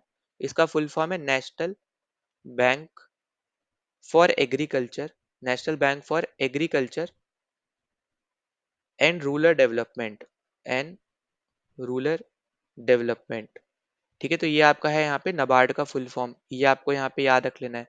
स्टैब्लिश कब हुआ है, स्टैब्लिश हुआ है 1982 में। ठीक है, ये आपके लिए यहाँ पे इंपॉर्टेंट हो जाएगा, ये आपको यहाँ पे याद रखना है। इसके आपके हेडक्वार्टर का है, तो इसके भी हेडक्वार्टर है यहाँ पे मुंबई में। ठीक है, तो तीनों ही आपको ये चीजें याद रख लेनी है। तीनों का हेडक्वार्टर का है, सिड भी आपको मैंने अलग से बताया उसके हेडक्वार्टर का है, ये भी आपको यहाँ पे याद रख लेना है। तो ये सब आपका यहाँ पे इंपॉर्टेंट चीजें थी। ठीक है, इससे इस पर्टिकुलर क्वेश्चन से रिलेटेड अगर कोई भी डाउट होता है तो आप जरूर यहाँ पे मेंशन कर देना। और ये जो आप पीडीएफ देख रहे हो, ठीक है, अगर आपको पीडीएफ वगैरह भी चाहिए तो यहाँ पे इस टेलीग्राम चैनल को ज्वाइन कर लेना, वहाँ पे आपको मिल जाएगी लिंक, मैंने डिस्क्रिप्शन में दे रखा है, वहाँ जाके आप ज्वाइन कर सकते हो। या फिर आप सीधा ये सर्च कर लेना टेलीग्राम पे जाके, तो भी आपको चैनल मिल जाएगा, वहाँ पे जाके आप ज्वाइन कर लेना। और पीडीएफ आप वहाँ से डाउनलोड करके आप लास्ट रिवीजन के तौर पर आप इसको यूज भी कर सकते हो। ठीक है, ना अगले क्वेश्चन पे चल लेते हैं यहाँ पे। अच्छा, अगले क्वेश्चन पे जाने से पहले एक और चीज यहाँ पे हाँ मैंने नहीं बताई है, तो यहाँ पे याद रखना जो सेबी का है, ये आपका फॉर्म हुआ था यहाँ पे सेबी 1988 में। ठीक है, तो यहाँ पे फॉर्मिंग जब यहाँ पे हुआ है इनका, जो भी आपके ऑर्गेनाइजेशन यहाँ पे दे रखे तीनों आपकी फाइनेंशियल से रिलेटेड है, फाइनेंस आपके बैकग्राउंड से, तो ये आपको याद रखनी है। और अलग से ने जो सिडबी आपको बताया ये भी फाइनेंस से रिलेटेड है, तो ये भी आपको यहाँ पे याद रखनी है। ठीक है, कब कब यहाँ पे बनी है ये सब आपको यहाँ पे याद रख लेना। नीति आयोग का तो आपको यहाँ पे दे ही रखा है 2015, और प्लानिंग कमीशन ने ऑलरेडी बताया यहाँ पे 1950। ठीक है, अब अगले क्वेश्चन पे चले, तो यहाँ पे अगले क्वेश्चन में आपसे बोला जा रहा है कि रंगा स्वामी कप जो है ये कौन से आपके स्पोर्ट से एसोसिएटेड है। तो देखो जो आपका यहाँ पे रंगा स्वामी कप है ये आपका एसोसिएटेड है हॉकी से। अब यहाँ पे इस टाइप के क्वेश्चन आपको बहुत ज्यादा पूछे जाते हैं, और ये आपका मैं यहाँ पे एक तरीके से बोल सकता हूँ कि ये हार्ड क्वेश्चन है। ठीक है, अगर आपको क्रिकेट से रिलेटेड कोई कप देखने को मतलब यहाँ पे आपको पूछा जाए और आपका इंटरेस्ट क्रिकेट में है, तो उनके लिए यहाँ पे उस पर्टिकुलर स्टूडेंट के लिए वो ईजी रहेगा। वही सेम चीज यहाँ पे हो जाएगी कि यहाँ पे अगर किसी को हॉकी में इंटरेस्ट है तो उसको यहाँ पे ये चीज थोड़ी बहुत पता होगी या आइडिया होगा। ठीक है, पर यहाँ पे जनरली ऐसे टाइप के क्वेश्चन यहाँ पे हार्ड रहते हैं, और ये स्टैटिक बेस्ड क्वेश्चन है। तो अब यहाँ पे देखो कुछ यहाँ पे मैं आपको इंपॉर्टेंट कप्स के बारे में बता दे रहा हूँ। जैसे आपका यहाँ पे एक होता है बेंगटन कप, तो ये जो आपका कप है ये भी आपका हॉकी से ही एसोसिएटेड है। ठीक है, फिर अगर हम यहाँ पे क्रिकेट की बात करें, तो देखो क्रिकेट में आपके जो कप्स है, जैसे आपकी ट्रॉफीज होती है। ठीक है, यहाँ तो कप होते नहीं है, तो यहाँ पे जो ट्रॉफीज है जैसे आपकी दियोदर ट्रॉफी हो गई। ठीक है, फिर आपकी यहाँ पे रणजी ट्रॉफी होती है, रणजी ट्रॉफी होती है। ठीक है, तो ये सब आपको यहाँ पे याद रखना है। इसके अलावा आपकी यहाँ पे एक ईरानी कप होता है। ठीक है, क्रिकेट में ही हम यहाँ पे अभी तक बात कर रहे हैं। ठीक, तो ये आपको यहाँ पे याद रखना है। अब इम्पोर्टेंट देखो देखो यहाँ पे एक और रहेगी आपकी क्रिकेट की, हाँ एक आपकी है विजय हजारे। ठीक है, विजय हजारे, विजय हजारे ट्रॉफी है आपकी। ठीक है, ये सब आपकी यहाँ पे इंपॉर्टेंट रहेंगी। फिर इसके अलावा अगर हम यहाँ पे आगे बात करते हैं इससे कुछ और जो यहाँ पे आपकी इंपॉर्टेंट है, जैसे आपको पोलो से अगर पूछ ले, ठीक है, पोलो वाला अगर आपका जो स्पोर्ट है उससे पूछा जाए, तो यहाँ पे आपको देखने को मिलती है इजारा कप। ठीक है, फिर आपका यहाँ पे अगर फुटबॉल की बात होती है, तो फुटबॉल में आपका जैसे आ जाएगा यहाँ पे BC Roy trophy, BC Roy trophy, या फिर आपका आ जाएगा यहाँ पे डुरंड कप। ठीक है, डुरंड कप, ये आपसे पूछा जा सकता है, या फिर आपसे पूछ लेगा यहाँ पे रोवर्स कप। ठीक है, ये सब प्रीवियस ईयर यहाँ पे क्वेश्चन भी बने हैं, यहाँ पे रोवर्स वगैरह यहाँ पे देखा भी है। ठीक है मैंने। फिर यहाँ पे नेक्स्ट हमने देखे यहाँ पे संतोष। ठीक है, संतोष ट्रॉफी, संतोष ट्रॉफी ये भी आपकी किससे एसोसिएटेड है, यहाँ पे फुटबॉल से एसोसिएटेड है। फिर एक और आपके यहाँ पे फुटबॉल से एसोसिएटेड है, वो है आपकी यहाँ पे सुब्रतो, सुब्रतो। ठीक है, सुब्रतो मुखर्जी कप, सुब्रतो मुखर्जी कप। और एक और यहाँ पे याद रख लेना यहाँ पे फुटबॉल की, वो है यहाँ पे विट्ठल, विट्ठल ट्रॉफी। ठीक है, यहाँ पे ये इंपॉर्टेंट है। और हॉकी में अगर हम जैसे बात करते हैं यहाँ पे कुछ और इंपॉर्टेंट जो यहाँ पे है, जैसे आपका होगा यहाँ पे यदविंद्र कप। अब देखो यहाँ पे इसी टाइप के आपको यहाँ पे नाम पूछे जाएंगे। ठीक है, जो आपको यहाँ पे थोड़े हार्ड लगे, आप ताकि पहचान ना पाओ। इजी तो आप यहाँ पे इजीली पहचान लोगे। ठीक है, तो ये आपको यहाँ पे याद रखना है। और बोट रेस के ऊपर भी आपका एक क्वेश्चन बन चुका है, मैं आपको अगले वीडियो में यहाँ पे कराऊंगा, या फिर इसी वीडियो में अगर आगे क्वेश्चन होगा तो वहाँ पे करा दूंगा। तो बोट रेस में आपको यहाँ पे याद रखना है, इसमें ट्रॉफी आपको मिलती है, इसका नाम होता है नेहरू ट्रॉफी। ठीक है, ये सब आपको यहाँ पे याद रखना है, नेहरू ट्रॉफी आपको यहाँ पे याद रखना है। फिर हॉकी में देखो एक और आपका यहाँ पे कप है, जिसका नाम है यहाँ पे मुरुगप्पा कप, मुरुगप्पा कप। ठीक है, इसके अलावा यहाँ पे एक और आपका कप आ जाता है गुरु नानक, गुरु नानक देव गोल्ड कप। ये भी आपका हॉकी से ही एसोसिएटेड है। ठीक है, तो यहाँ पे मैक्सिमम यहाँ पे मैंने आपको करा दिया जितने भी आपके यहाँ पे इंपॉर्टेंट थे, या फिर जो आप बोल सकते हो एक नेशनल टूर्नामेंट या फिर नेशनल चैंपियनशिप वाले आपके जितने भी कप्स थे। जैसे रणजी ट्रॉफी आपका एक नेशनल चैंपियनशिप है, ठीक है, क्रिकेट की। वही सेम जैसे आपको ये रंगा स्वामी कप दे रखा है, ये फुटबॉल की नेशनल चैंपियनशिप है। तो इसी तरीके से आपसे यहाँ पे क्वेश्चन पूछे जाएंगे। ठीक है, यहाँ पे आपको इसी तरीके से आपको यहाँ पे प्रिपेयर करके जाना है, कि अगर आपसे पूछा जाए तो आप यहाँ पे इजिली इनको सॉल्व कर पाओ। ठीक है, तो बाकी आपको यहाँ पे अगर आगे कहीं आता है तो मैं करा दूंगा। यहाँ पे मैंने हाँ एक और लिख लेना है यहाँ पे, क्रिकेट का अगर मैंने लिखा नहीं है, वो है आपका यहाँ पे दुलीप ट्रॉफी। ठीक है, तो ये बस आपको और लिख लेना, बस यहाँ पे इतना ही है। बाकी आप इसको जरूर नोट डाउन कर लेना और यहाँ पे रिवाइज करते रहना इस चीज को, तभी आपको यहाँ पे ये सब चीजें याद रहेंगी। तो यहाँ पे अपना राइट आंसर था यहाँ पे रंगा स्वामी कप है आपका हॉकी से एसोसिएटेड। ना अगले क्वेश्चन पे चलते, तो अगले क्वेश्चन में हमसे यहाँ पे पूछा जा रहा है, जो आपका मनी सप्लाई होता है उसमें से कौन सा आपका यहाँ पे सबसे ज्यादा यूज करते हो आप यहाँ पे मेजर करने के लिए मनी सप्लाई को। अब देखो मनी सप्लाई मतलब यहाँ पे हम लोग यहाँ पे बात कर रहे हैं जो आपको M1 M2 M3 M4 जो दे रखा है, जिसको हम बेसिकली यहाँ पे मनी एग्रीगेट्स के नाम से भी हम लोग यहाँ पे इनको जानते हैं। ठीक है, अब यहाँ पे ये होते क्या है, तो वो आपका हम लोग यहाँ पे थोड़ा डिस्कस कर लेते हैं। देखो सबसे पहले आपको देखने को मिलता है M0। M0 क्या होता है, जो भी आपको यहाँ पे सेंट्रल जो आपकी बैंक है, जिसको हम बेसिकली आरबीआई के नाम से भी जानते हैं। ठीक है, जो मैंने आपको थोड़ी देर पहले बताया। तो जो भी आपको यहाँ पे देखने को मिलेगा, जितना भी पैसा वगैरह यहाँ पे मनी वगैरह यहाँ पे उनके पास प्रेजेंट है, वो आपका यहाँ पे M0 में आएगा। और वो आपका होता है यहाँ पे सेंट्रल बैंक मनी, या फिर इसी को आप बोलते हो यहाँ पे रिजर्व मनी। ठीक है, रिजर्व मनी ये आपका आता है किसमें, ये आपका आता है M0 में। अब M1 में क्या आता है, ये आपको यहाँ पे याद रखना है, इसमें आती है आपकी जितनी भी करेंसी है। ठीक है, चाहे नोट्स हो या फिर आपके कॉइन्स हो। ठीक है, प्लस जो भी आपने डिपॉजिट्स कर रखे हैं बैंक्स में। ठीक है, वो सब चीज मिला के आपका होता है M1 टाइप का मनी। ठीक है, फिर M2 की बात करते हैं। M2 आपका होता है यहाँ पे M1, मतलब इसमें M1 वाली चीजें तो होंगी, प्लस यहाँ पे इसमें जो भी आपने यहाँ पे सेविंग कर रखी होगी। ठीक है, जो भी आप बोल सकते हो यहाँ पे जो आपके सेविंग डिपॉजिट्स होंगे, सेविंग डिपॉजिट्स होंगे किस पे, पोस्ट में। ठीक है, मतलब यहाँ पे पोस्ट ऑफिस सेविंग बैंक में। ठीक है, या फिर आप सिर्फ पोस्ट ऑफिस से आप यहाँ पे याद रख लो, क्योंकि जनरली पोस्ट ऑफिस देके आपको कंफ्यूज करता है। ठीक है, तो यहाँ पे M2 में क्या आएगा, M1 में जो चीजें हैं वो तो आएंगी ही आएंगी, पर साथ ही साथ पोस्ट ऑफिस में आपने जो बेसिकली आप बोल सकते हो यहाँ पे जो सेविंग डिपॉजिट कर रखे हैं, वो सब इसमें ही काउंट होते हैं। ठीक है, तो यहाँ पे पोस्ट ऑफिस लिख रहा हूँ, वरना यहाँ पे कहीं कहीं आपको पोस्ट ऑफिस सेविंग बैंक्स के नाम से भी आपको चीजें देखने को मिल जाएंगी, मतलब वर्ड देखने को मिल जाएगा। फिर अगर हम बात करते हैं यहाँ पे M3 की, तो M3 आपका होता है यहाँ पे M1 प्लस टाइम डिपॉजिट्स। ठीक है, अब टाइम डिपॉजिट मतलब कैसे टाइम डिपॉजिट्स, जैसे मान के चलो यहाँ पे कोई भी आप डिपॉजिट कर रहे हो। ठीक है, अब जैसे आप हर महीने हजार हजार रुपए आप यहाँ पे LICs में भरते हो, तो वो आपको एकदम से तो नहीं मिलता है ना, आपके मेच्योरिटी टाइम पीरियड के बाद आपको मिलना शुरू होता है। तो उसमें क्या हो रहा है बेसिकली, आप टाइम डिपॉजिट पे कि एक टाइम के बाद आपको वो मिलना शुरू होगा, ठीक है? उस टाइप के डिपॉज़िट्स को हम बेसिकली यहाँ पे टाइम डिपॉज़िट्स कहते हैं, कि एक पर्टिकुलर टाइम के बाद वो मैच्योर होंगे और उसके बाद फिर जितना भी आपने सबमिट किया है उनको, जितने भी अब तक यहाँ पे अपने पूरे सालों में यहाँ पे रुपए दिए हैं, फिर वो धीरे-धीरे करके आपको यहाँ पे लास्ट मोमेंट तक आपको यहाँ पे वो एज़ अ पेंशन आप बोल सकते हो उसको, आपको मिलता रहेगा, ठीक है? पेंशन तो नहीं होती है वो, पर एज़ आप बोल सकते हो यहाँ पे आपको मिलता रहेगा, ठीक है? वो अमाउंट जो है। फिर उसके बाद अगर हम बात करते हैं यहाँ पे M4 की, M4 आपका होता है M3, मतलब M3 की चीज़ें तो होंगी ही होंगी, प्लस यहाँ पे आपके जितने भी टाइप के डिपॉज़िट्स जो आपने कर रखे हैं यहाँ पे पोस्ट ऑफिस में, वो भी होंगे, ठीक है? तो यहाँ पे इसलिए मैंने आपको सिर्फ़ पोस्ट ऑफिस लिखा है ताकि आप कन्फ्यूज़ ना हो कि यहाँ पे सेविंग डिपॉज़िट्स की बात हो रही है और यहाँ पे हर टाइप की डिपॉज़िट की बात हो रही है, ठीक है? तो ये पॉइंट आपको यहाँ पे समझना है, क्या-क्या डिफरेंस है यहाँ पे आपस में ही इन सब का, ठीक है? फिर यहाँ पे आपसे पूछा जाता है यहाँ पे कि नैरो करेंसी क्या होती है? मतलब नैरो करेंसी हम किनको बोलते हैं? तो नैरो करेंसी आपकी सॉरी नैरो करेंसी बोल रहा हूँ, नैरो मनी हम लोग किसको बोलते हैं? तो वो आपको यहाँ पे याद रखना है M1 को बोलते हैं, पर कहीं-कहीं आपको M1 एंड M2 दे देगा, ठीक है? तो यहाँ पे इस तरीके से यहाँ पे याद रख लो। फिर आपसे पूछता है यहाँ पे कि ब्रॉड मनी किसको बोलते हैं? तो ब्रॉड मनी हम लोग जनरली बोलते हैं M3 को, पर आपको ऑप्शन में M3 एंड M4 भी दे देगा, ठीक है? तो यहाँ पे इस तरीके से याद रखना, जनरली M1 M3 रहता है, पर यहाँ पे M1 M2 याद रखना नैरो मनी के लिए और M3 M4 रखना ब्रॉड मनी के लिए याद, ठीक है? अब यहाँ पे जो आपसे पूछा जा रहा है कि मोस्ट कॉमनली यूज़ कौन-सा होता है, तो वो आपका होता है यहाँ पे M3, और इसके अलावा आपको यहाँ पे क्या याद रखना है? अब देखो यहाँ पे M3 जैसे हमने बोला कि मोस्ट कॉमनली यूज्ड क्यों है? क्योंकि आप जितने भी आप यहाँ पे टर्म्स देख रहे हो, जैसे आपका M3 में क्या आता है? M1 आता है मतलब करेंसी, जो भी आपके पास नोट्स है, कॉइन्स है, सब कुछ आ गया। डिपॉज़िट जितने भी टाइप के आपने डिपॉज़िट कर रखे हैं, सब इसमें आ जाएँगे। साथ ही साथ टाइम डिपॉज़िट्स भी आ रहे हैं।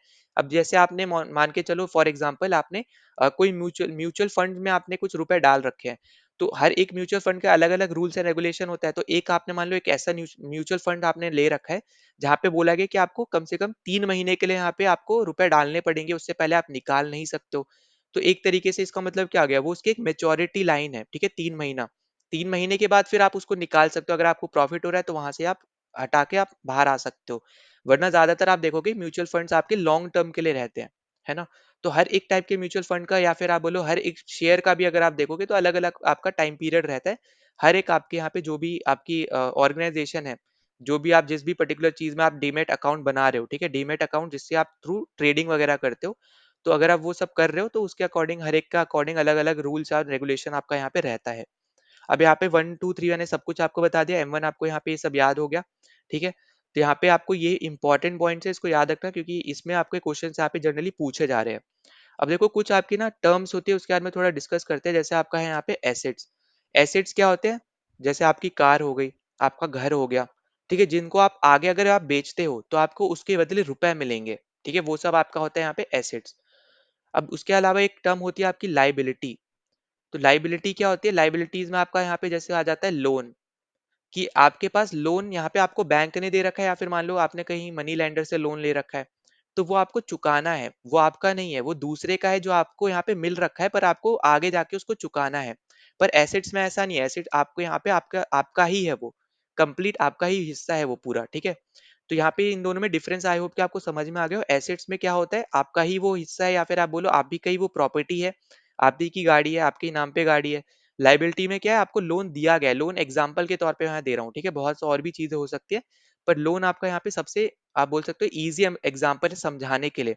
लोन के अलावा जैसे आपका बोरोइंग होती है, जैसे आप यहाँ पे किसी से उधार ले लेते हो कुछ टाइम पीरियड के लिए, तो वो भी आपका लायबिलिटी के अंदर आता है, क्योंकि वो आपके रुपए नहीं है, वो आपको आगे जाके देना है वापस उसको, तो वो यहाँ पे हो जाएगा लायबिलिटी। इसी तरीके से एक आपके यहाँ पे एक टर्म होती है यहाँ पे कोलेटरल। अब कोलेटरल आपने ज्यादातर देखी होगी यहाँ पे लोन्स के केस में।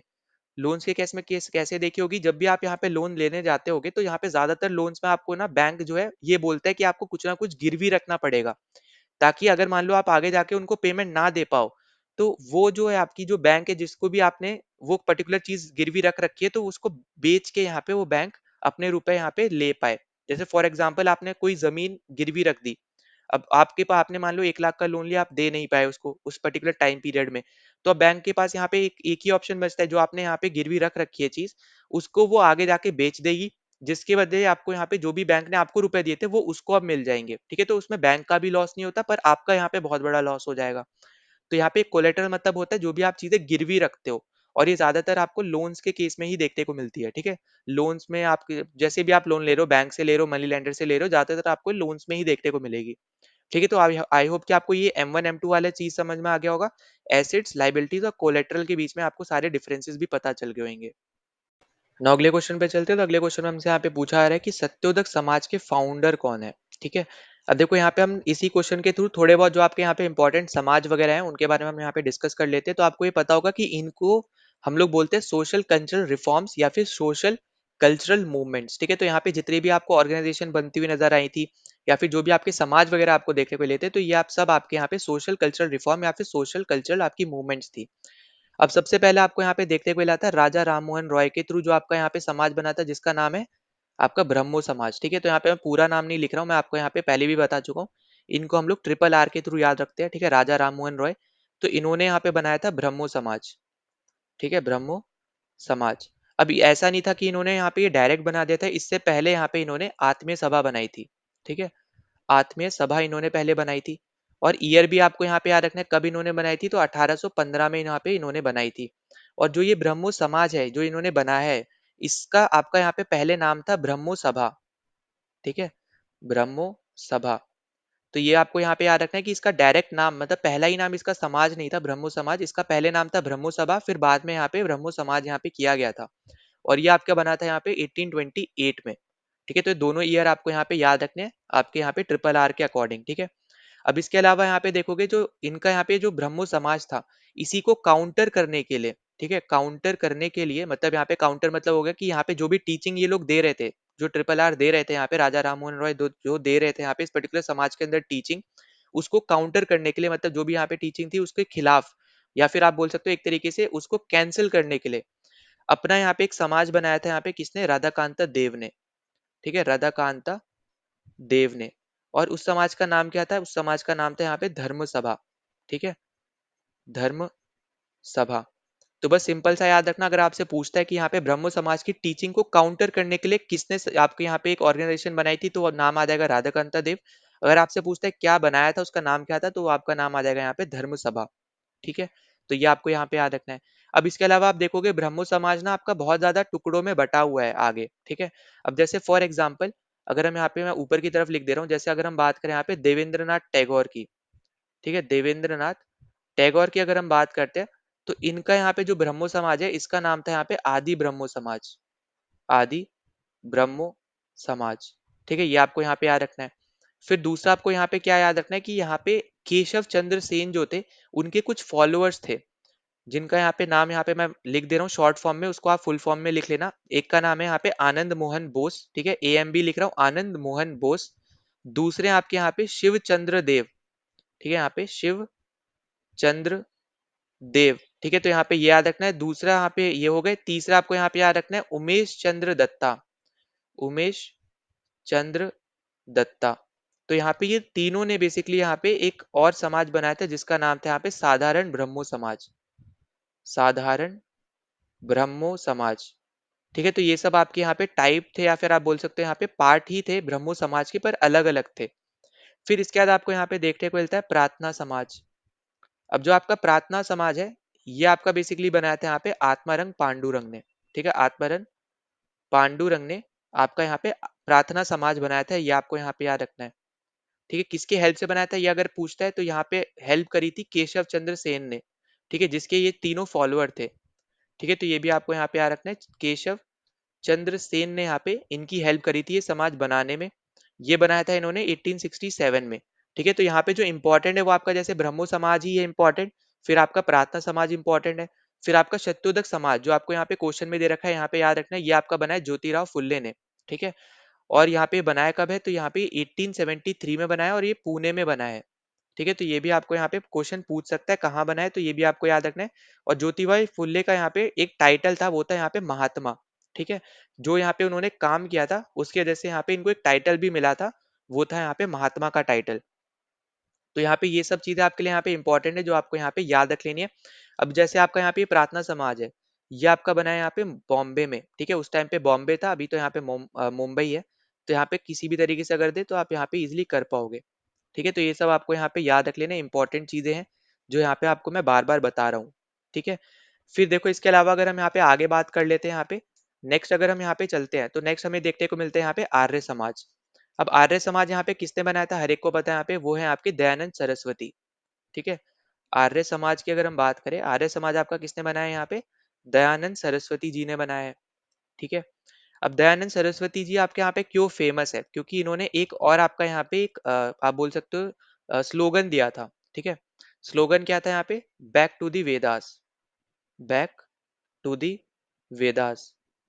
ठीक है, तो ये स्लोगन भी आपको यहाँ पे याद रखना है, किसने दिया है, दयानंद सरस्वती जी ने दिया है। तो यहाँ पे ये आपको सारे समाज वगैरह भी यहाँ पे याद रखने हैं, और ये सब चीजें भी आपको यहाँ पे याद रखनी है।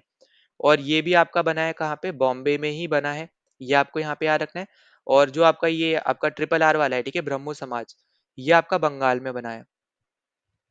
ठीक है, तो ये सब चीजें आपके यहाँ पे इंपॉर्टेंट है जो आपको याद रखनी है। और ये आपका यहाँ पे 1875 में बना है। तो ईयर भी मैंने बता दी, जगह बता दी, कौन फाउंडर है ये सब बता दिया, इंपॉर्टेंट जितनी चीजें थी वो सब मैंने बता दी, क्या क्या आपके यहाँ पे और ब्रह्मो समाज किस किस में आपका टूटा हुआ था आगे, वो भी हमने यहाँ पे डिस्कस किया है। अब जैसे जैसे और आपकी कुछ आपकी ऑर्गेनाइजेशन या फिर मूवमेंट्स आएंगी, तो उनमें भी हम यहाँ पे डिस्कस कर लेंगे।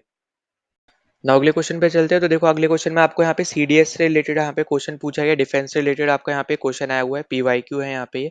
तो आपसे पूछा जा रहा है यहाँ पे, करंट अफेयर से रिलेटेड था यहाँ पे उस टाइम पे, तो आपसे पूछ रहा है कि सेकंड सीडीएस कौन है यहाँ पे। ठीक है, तो यहाँ पे देखो याद रखना कि सीडीएस आपका एक पेपर भी होता है, पर यहाँ पे एक पोस्ट भी होती है।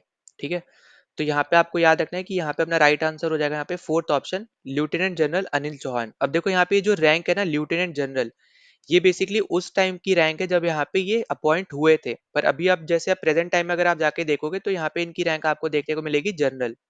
ठीक है, पर यहाँ पे आपको ये भी याद रखना है कि आपके यहाँ पे ये फर्स्ट 3 स्टार ऑफिसर है। ठीक है, फर्स्ट 3 स्टार ऑफिसर है जिनको यहाँ पे अपॉइंट किया गया एज अ सीडीएस। ठीक है, क्योंकि इससे पहले आपके कौन थे, वो थे आपके बिपिन रावत। ठीक है, बिपिन रावत। तो ये तो आपको यहाँ पे पता ही होंगे यहाँ पे कि जो आपके बिपिन रावत थे वो आपके पहले सीडीएस थे, ये आपके पहले आर्मी चीफ भी रह चुके हैं। ठीक है, मतलब सबसे पहले नहीं, पर आर्मी चीफ भी आपके बिपिन रावत रह चुके हैं, पर सीडीएस आपके यहाँ पे पहले ही थे। ठीक है, तो ये आपको यहाँ पे पता होना चाहिए।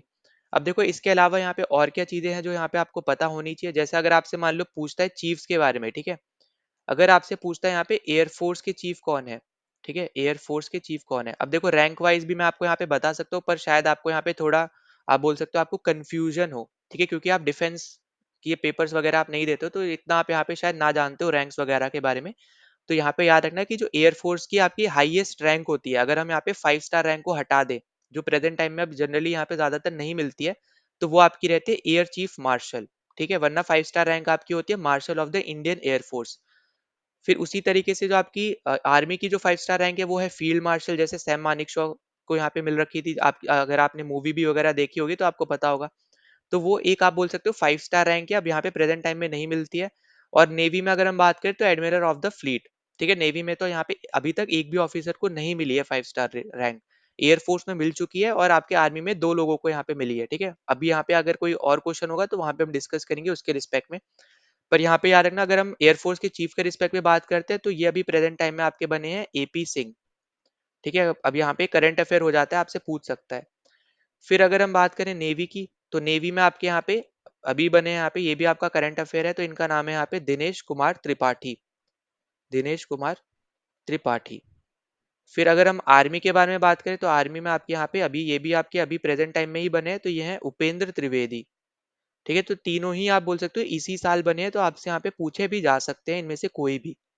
ठीक है, बाकी आपका यहाँ पे ये है सेकंड ऑफिसर, मतलब यहाँ पे जो सीडीएस मतलब सेकंड यहाँ पे आपके पर्सन है जिनको यहाँ पे सीडीएस की पोस्ट दी है, पहले आपके बिपिन रावत थे। ये सब हमने डिस्कस कर लिया, यहाँ से आपके क्वेश्चन बन सकते हैं। और जैसे मैंने आपको बताया कि रैंक आपकी यहाँ पे कुछ ऐसी रैंक्स होती है जो 1 स्टार 2 स्टार भी होती है। जैसे आर्मी में आपकी 1 स्टार रैंक ब्रिगेडियर होती है, 2 स्टार आपकी मेजर जनरल होती है, 3 स्टार आपकी लेफ्टिनेंट जनरल होती है, और 4 स्टार आपकी जनरल होती है, जो बेसिकली आपके चीफ होते हैं। ये जो आपको दिख रहे हैं यहाँ पे आर्मी के चीफ है जो, जिनका नाम है उपेंद्र त्रिवेदी, तो ये बेसिकली जर्नल है। तो यहाँ पे ये जो रैंक है इनकी, ये 4 स्टार रैंक है। ठीक है, 5 स्टार रैंक क्योंकि फील्ड मार्शल है वो अब यहाँ पे मिलती नहीं है। तो ये अब यहाँ पे प्रेजेंट टाइम में अगर देखोगे तो हाईएस्ट रैंक अब जो यहाँ पे मिलती है वो आपकी जनरल ही है। ठीक है, तो ये पॉइंट आपको यहाँ पे समझना है। इसी तरीके से आपकी नेवी में हाईएस्ट रैंक हो जाएगी एडमिरल, अगर हम 4 स्टार रैंक तक की बात कर रहे हैं, और आपकी एयरफोर्स में हो जाएगी एयर चीफ मार्शल। ठीक है, अगर हम 5 स्टार रैंक को हटा देते हैं तो, क्योंकि वो प्रेजेंट टाइम में अब नहीं मिलती है। तो आई होप कि आपको ये चीजें समझ में आ गई हो, ठीक है, कौन कौन चीफ है ये आपको पता चल गया, थोड़ा बहुत रैंक के बारे में आपको आपको जानकारी मिल गई हो। अब इसके अलावा देखो थोड़ा स्टैटिक अगर हम बात करें तो आपको डेज पूछ सकता है कि आर्मी डे हम लोग कब मनाते हैं, तो याद रखना हम लोग मनाते हैं 15 जनवरी को। ठीक है, फिर एयरफोर्स डे हम लोग कब मनाते हैं ये आपसे पूछ सकता है, तो एयरफोर्स डे हम लोग मनाते हैं 8 अक्टूबर को। और नेवी डे हम लोग कब मनाते हैं, तो नेवी डे हम लोग मनाते हैं 4 दिसंबर को। अब देखो इसको याद करना बहुत ईजी है, इसी फॉर्मेट में याद कर लो, 15 का आधा आधा करोगे तो 7.5 के अराउंड बनेगा, ठीक है, 7.5 बनेगा, पर उसको आप एज अ 8 आप ले लो, ठीक है, राउंड ऑफ करके, और फिर 8 का आधा कर लो 4 हो जाएगा, ठीक है, पर आपको आर्मी एयरफोर्स नेवी इसी तरीके से याद रखना। फिर आपको यहाँ पे मंथ अलग से याद रखने पड़ेंगे, जनवरी अक्टूबर और दिसंबर, बस, ठीक है। तो आपको यहाँ पे ये तीनों डेज भी आपको बस यहाँ पे याद रख लेना, इंपॉर्टेंट आपका बस यहाँ पे ये है। अब देखो यहाँ पे जो आपके सीडीएस है, इनका आपको यहाँ पे याद रखना कि टर्म क्या होता है। तो टर्म होता है या तो इनका 3 साल का, या फिर 65 ईयर्स के जब तक ये हो जाते हैं तब तक, ठीक है। तो यहाँ पे इनमें से कोई भी अर्ली, ठीक है, मतलब यहाँ पे कोई भी इनमें से जो भी पहले हो रहा होगा, मान लो अगर कोई यहाँ पे सीडीएस अपॉइंट होते हैं 63 ईयर पे, तो ऑब्वियस सी बात है यहाँ पे जब वो 63 पे हुए हैं तो वो सिर्फ 2 साल के लिए सीडीएस रह पाएंगे, क्योंकि अपर लिमिट यहाँ पे एज फिक्स कर रखे 65 ईयर्स। तो 63 से 64 1 साल हो गया, 64 से 65 2 साल हो गया। तो पहले आपका कौन सा क्राइटेरिया आ गया, अब ये वाला क्राइटेरिया आ गया, तो 3 साल वाला क्राइटेरिया अब इनमें फॉलो नहीं होगा। अगर कोई 61 पे बन जाता है, और फिर अगर आप देखोगे 3 साल, तो 64 पे खत्म होगा उनका टेन्योर, तो यहाँ पे उस पर्टिकुलर केस में फिर आपका यहाँ पे ये वाला क्राइटेरिया फॉलो होगा, ठीक है, 3 साल वाला, मतलब इनमें से कोई भी जो पहले आ रहा होगा वो वाला क्राइटेरिया फॉलो होगा, ठीक है। ये आपको यहाँ पे याद रखना है। और फिर आपको यहाँ पे याद रखना है कि यहाँ पे स्टार्ट कब से हुआ है, तो 2020 से आपका यहाँ पे स्टार्ट हुआ है, ठीक है। तो ये बस आपको छोटा सा पॉइंट याद रखना है, और जितने भी आपके चीफ है, आपके चाहे आर्मी हो के हो गए, एयरफोर्स के हो गए, नेवी के हो गए, तो यहाँ पे भी याद रखना है कि इनका भी यहाँ पे जो टेन्योर होता है 62 ईयर्स का होता है, मतलब एज एज की बात कर रहा हूँ मैं, ठीक है। या फिर इनका भी होता है यहाँ पे 3 ईयर्स का, ठीक है, या तो 3 साल के लिए रहेंगे, या फिर जब तक ये 62 ईयर्स के नहीं हो जाते तब तक रहेंगे, जैसे मैंने आपको ऊपर समझाया, इनमें से जो भी पहले हो रहा होगा तब तक, ठीक है, अर्ली यहाँ पे जो भी हो, ठीक है, विच एवर अर्ली। तो यहाँ पे ये चीज बस आपको यहाँ पे याद रखनी, इंपॉर्टेंट चीजें थी जितनी भी वो मैंने आपको यहाँ पे बता दी, और अभी कुछ रह जाएगा तो आने वाले क्वेश्चन में हम और डिस्कस कर लेंगे। ना अगले क्वेश्चन पे चलते हैं, तो अगले क्वेश्चन में हमें यहाँ पे दो टर्म्स दे रखी है और हमसे पूछा है कि इनमें से कौन सी टर्म आपकी क्रिकेट से एसोसिएटेड नहीं है, ठीक है, नॉट हमसे यहाँ पे पूछ रखा है। तो देखो हर एक को यहाँ पे पता ही है कि आपका यहाँ पे जो बास्केट होता है ये आपका बास्केटबॉल से एसोसिएटेड है। ईगल में यहाँ पे हर एक को यहाँ पे पता होगा कि क्रिकेट में कभी भी आपने ईगल जो टर्म है ये आपने नहीं सुनी होगी। तो जो ईगल टर्म होती है बेसिकली आपकी गोल्फ की होती है, ठीक है। गोल्फ में हम इसको यूज करते हैं, और ये भी बेसिकली यहाँ पे स्कोरिंग के टर्म्स में यहाँ पे यूज की जाती है, ठीक है। तो दोनों ही आपका यहाँ पे एक भी आपकी टर्म नहीं है जो क्रिकेट से एसोसिएटेड है, तो आपका राइट आंसर क्या हो जाएगा, नॉट पूछा था, मतलब दोनों ही यहाँ पे नहीं है। तो हमारा आंसर क्या होगा यहाँ पे, बोथ 1 and 2, ठीक है, फोर्थ ऑप्शन। अब देखो यहाँ पे अगर हम बास्केटबॉल के रिस्पेक्ट में बात करते हैं, तो बास्केटबॉल में जब भी आपसे पूछा जाए कितने प्लेयर होते हैं, तो याद रखना ओवरऑल आपके होते हैं यहाँ पे 5 प्लेयर एक टीम में, ठीक है, यहाँ पे मैं लिख भी दे रहा हूँ, ईच टीम, ठीक है। फिर यहाँ पे एयर बॉल क्या होता है, यहाँ पे जब आप मिस कर देते हो बास्केट, ठीक है। बास्केट मतलब हो गया जब आपने यहाँ पे एक तरीके से, फुटबॉल में क्या होता है जब आप गोल मारते हो उसको गोल बोलते हो ना, तो उसी तरीके से जो बास्केट होती है जब उसमें आप बॉल पास कर देते हो उसके अंदर से, तो आपकी वो बास्केट मानी जाती है। और हर एक यहाँ पे डिस्टेंस के लिए अलग अलग आपका यहाँ पे पॉइंट्स होते हैं, पर आपको इतना डीप में नहीं जाना है अभी के लिए। अब मैं आपको यहाँ पे आगे आने वाले क्वेश्चन में बता दूंगा, पर अभी के लिए बस इतना याद रखो कि यहाँ पे बास्केटबॉल में 5 प्लेयर होते हैं हर एक टीम में, एक टीम में 5 प्लेयर, तो दो टीम में मिला के 10 प्लेयर। एयर बॉल होता है जब आप बास्केट को मिस कर देते हो, ठीक है। फिर इसके अलावा यहाँ पे आपका होता है डबल ड्रिबल, ठीक है, डबल ड्रिबल। ये आपको टर्म्स यहाँ पे मैं कुछ दे रहा हूँ, बस आपको यहाँ पे अभी के लिए बस इतनी याद रखती है। फिर आपका यहाँ पे एक होता है हुक पास, ठीक है, हुक पास। फिर एक टर्म होती है आपकी यहाँ पे स्क्विश, जहाँ पे जो आप बास्केट कर रहे हो उसमें आपको पता होगा कि अगर आपने अगर स्पोर्ट्स दे रखा है तो वहाँ पे रिंग ऐसी होती है, ठीक है, जैसे मान लो फॉर एग्जांपल कुछ इस तरीके की ना यहाँ पे बास्केट होती है, यहाँ पे नेट्स लगा होता है।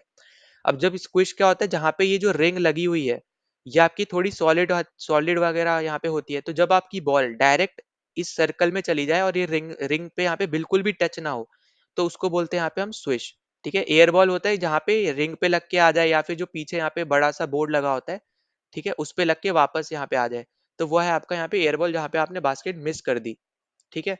तो आई होप कि आपको ये सब चीजें पता चल गई हो। अब देखो इसके अलावा आपके यहाँ पे दो तीन इंपॉर्टेंट जो आपके खेल हैं, ठीक है, मतलब स्पोर्ट्स है, उनको हम थोड़ा डिस्कस करते हैं उसके रिगार्डिंग। तो जैसे आपका यहाँ पे खो खो है, इसमें आपको देखने को मिलते हैं 12 प्लेयर, ठीक है, जिसपे से 3 आपके होते हैं सॉरी 9 आपके होते हैं यहाँ पे एक्टिव, मतलब उस टाइम पे खेल रहे होते हैं, प्लस 3 होते हैं आपके यहाँ पे इनएक्टिव, या फिर आप इनको बोल सकते हो एक्स्ट्रा प्लेयर। ठीक है, तो यहाँ पे इस तरीके से याद रखना, ये आपके यहाँ पे है ओवरऑल प्लेयर्स। ठीक है, इसमें आपको जो देखने को मिलता है, एक आपको टर्म देखने को मिलेगी चेजर, और एक आपका होता है यहाँ पे रनर। ठीक है, बस ये टर्म आपको यहाँ पे याद रखनी है। फिर इसके अलावा अगर हम बात करें कबड्डी की, तो देखो कबड्डी तो हमारा एक तरीके से आप बोल सकते हो यहाँ पे एक ऐसा स्पोर्ट्स है जहाँ पे हमने बहुत मेडल जीते हैं। ठीक है, एशियन गेम्स में, क्योंकि आपका होता है ओलंपिक्स में सच नहीं होता है। तो ये आपको यहाँ पे याद रखना है कि इसमें एक टीम में होते हैं यहाँ पे 7 प्लेयर। ठीक है, इसमें आपको चैंट करना पड़ता है, मतलब जब भी आप यहाँ पे एक दूसरे की टेरिटरी में जाओगे तो आपको कबड्डी कबड्डी कबड्डी ऐसे बोलना पड़ेगा। ठीक है, तो यहाँ पे ये याद रखना है, और यहाँ पे लाउड एंड क्लियर रहना चाहिए, मतलब अंपायर जो आपके रेफरीज वगैरह हैं उनको यहाँ पे सुनाई देना चाहिए। अगर उनको सुनाई नहीं दिया तो आप बाहर भेज दिया जाओगे और आपको यहाँ पे दूसरी टीम को पॉइंट मिल जाएगा। ठीक है, तो यहाँ पे याद रखना। इसके अलावा फिर आपका हो गया जैसे रेडर। ठीक है, वही जो मैंने आपको बताया, रेडर बेसिकली रेड वगैरह यहाँ पे करते हैं। फिर यहाँ पे डैश आपको टर्म्स देखने को मिलेगी, ब्लॉक आपको देखने को मिलेगी। ठीक है, तो यहाँ पे ये सब चीजें हैं यहाँ पे जो आपको याद रखनी इंपॉर्टेंट है। फिर आपको यहाँ पे एक ब्लॉक लाइन देखने को मिलेगी। ठीक है, बल्क लाइन आप बोल सकते हैं एक तरीके से। ठीक, तो ये सब आपकी टर्म्स थी आपकी कबड्डी की।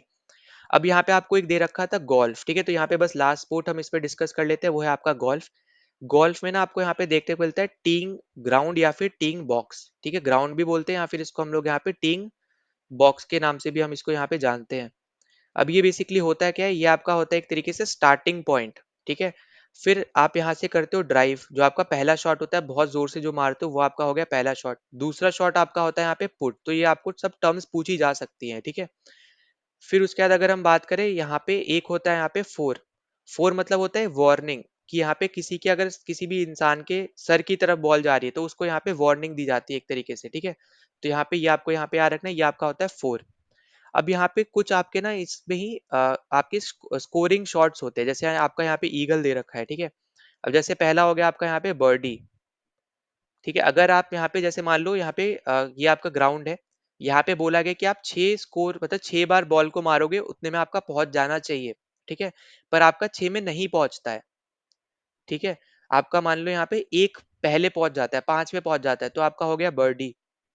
ठीक, अगर आपका यहाँ पे 2 में पहुंच जाता है तो आपका हो जाता है यहाँ पे ईगल।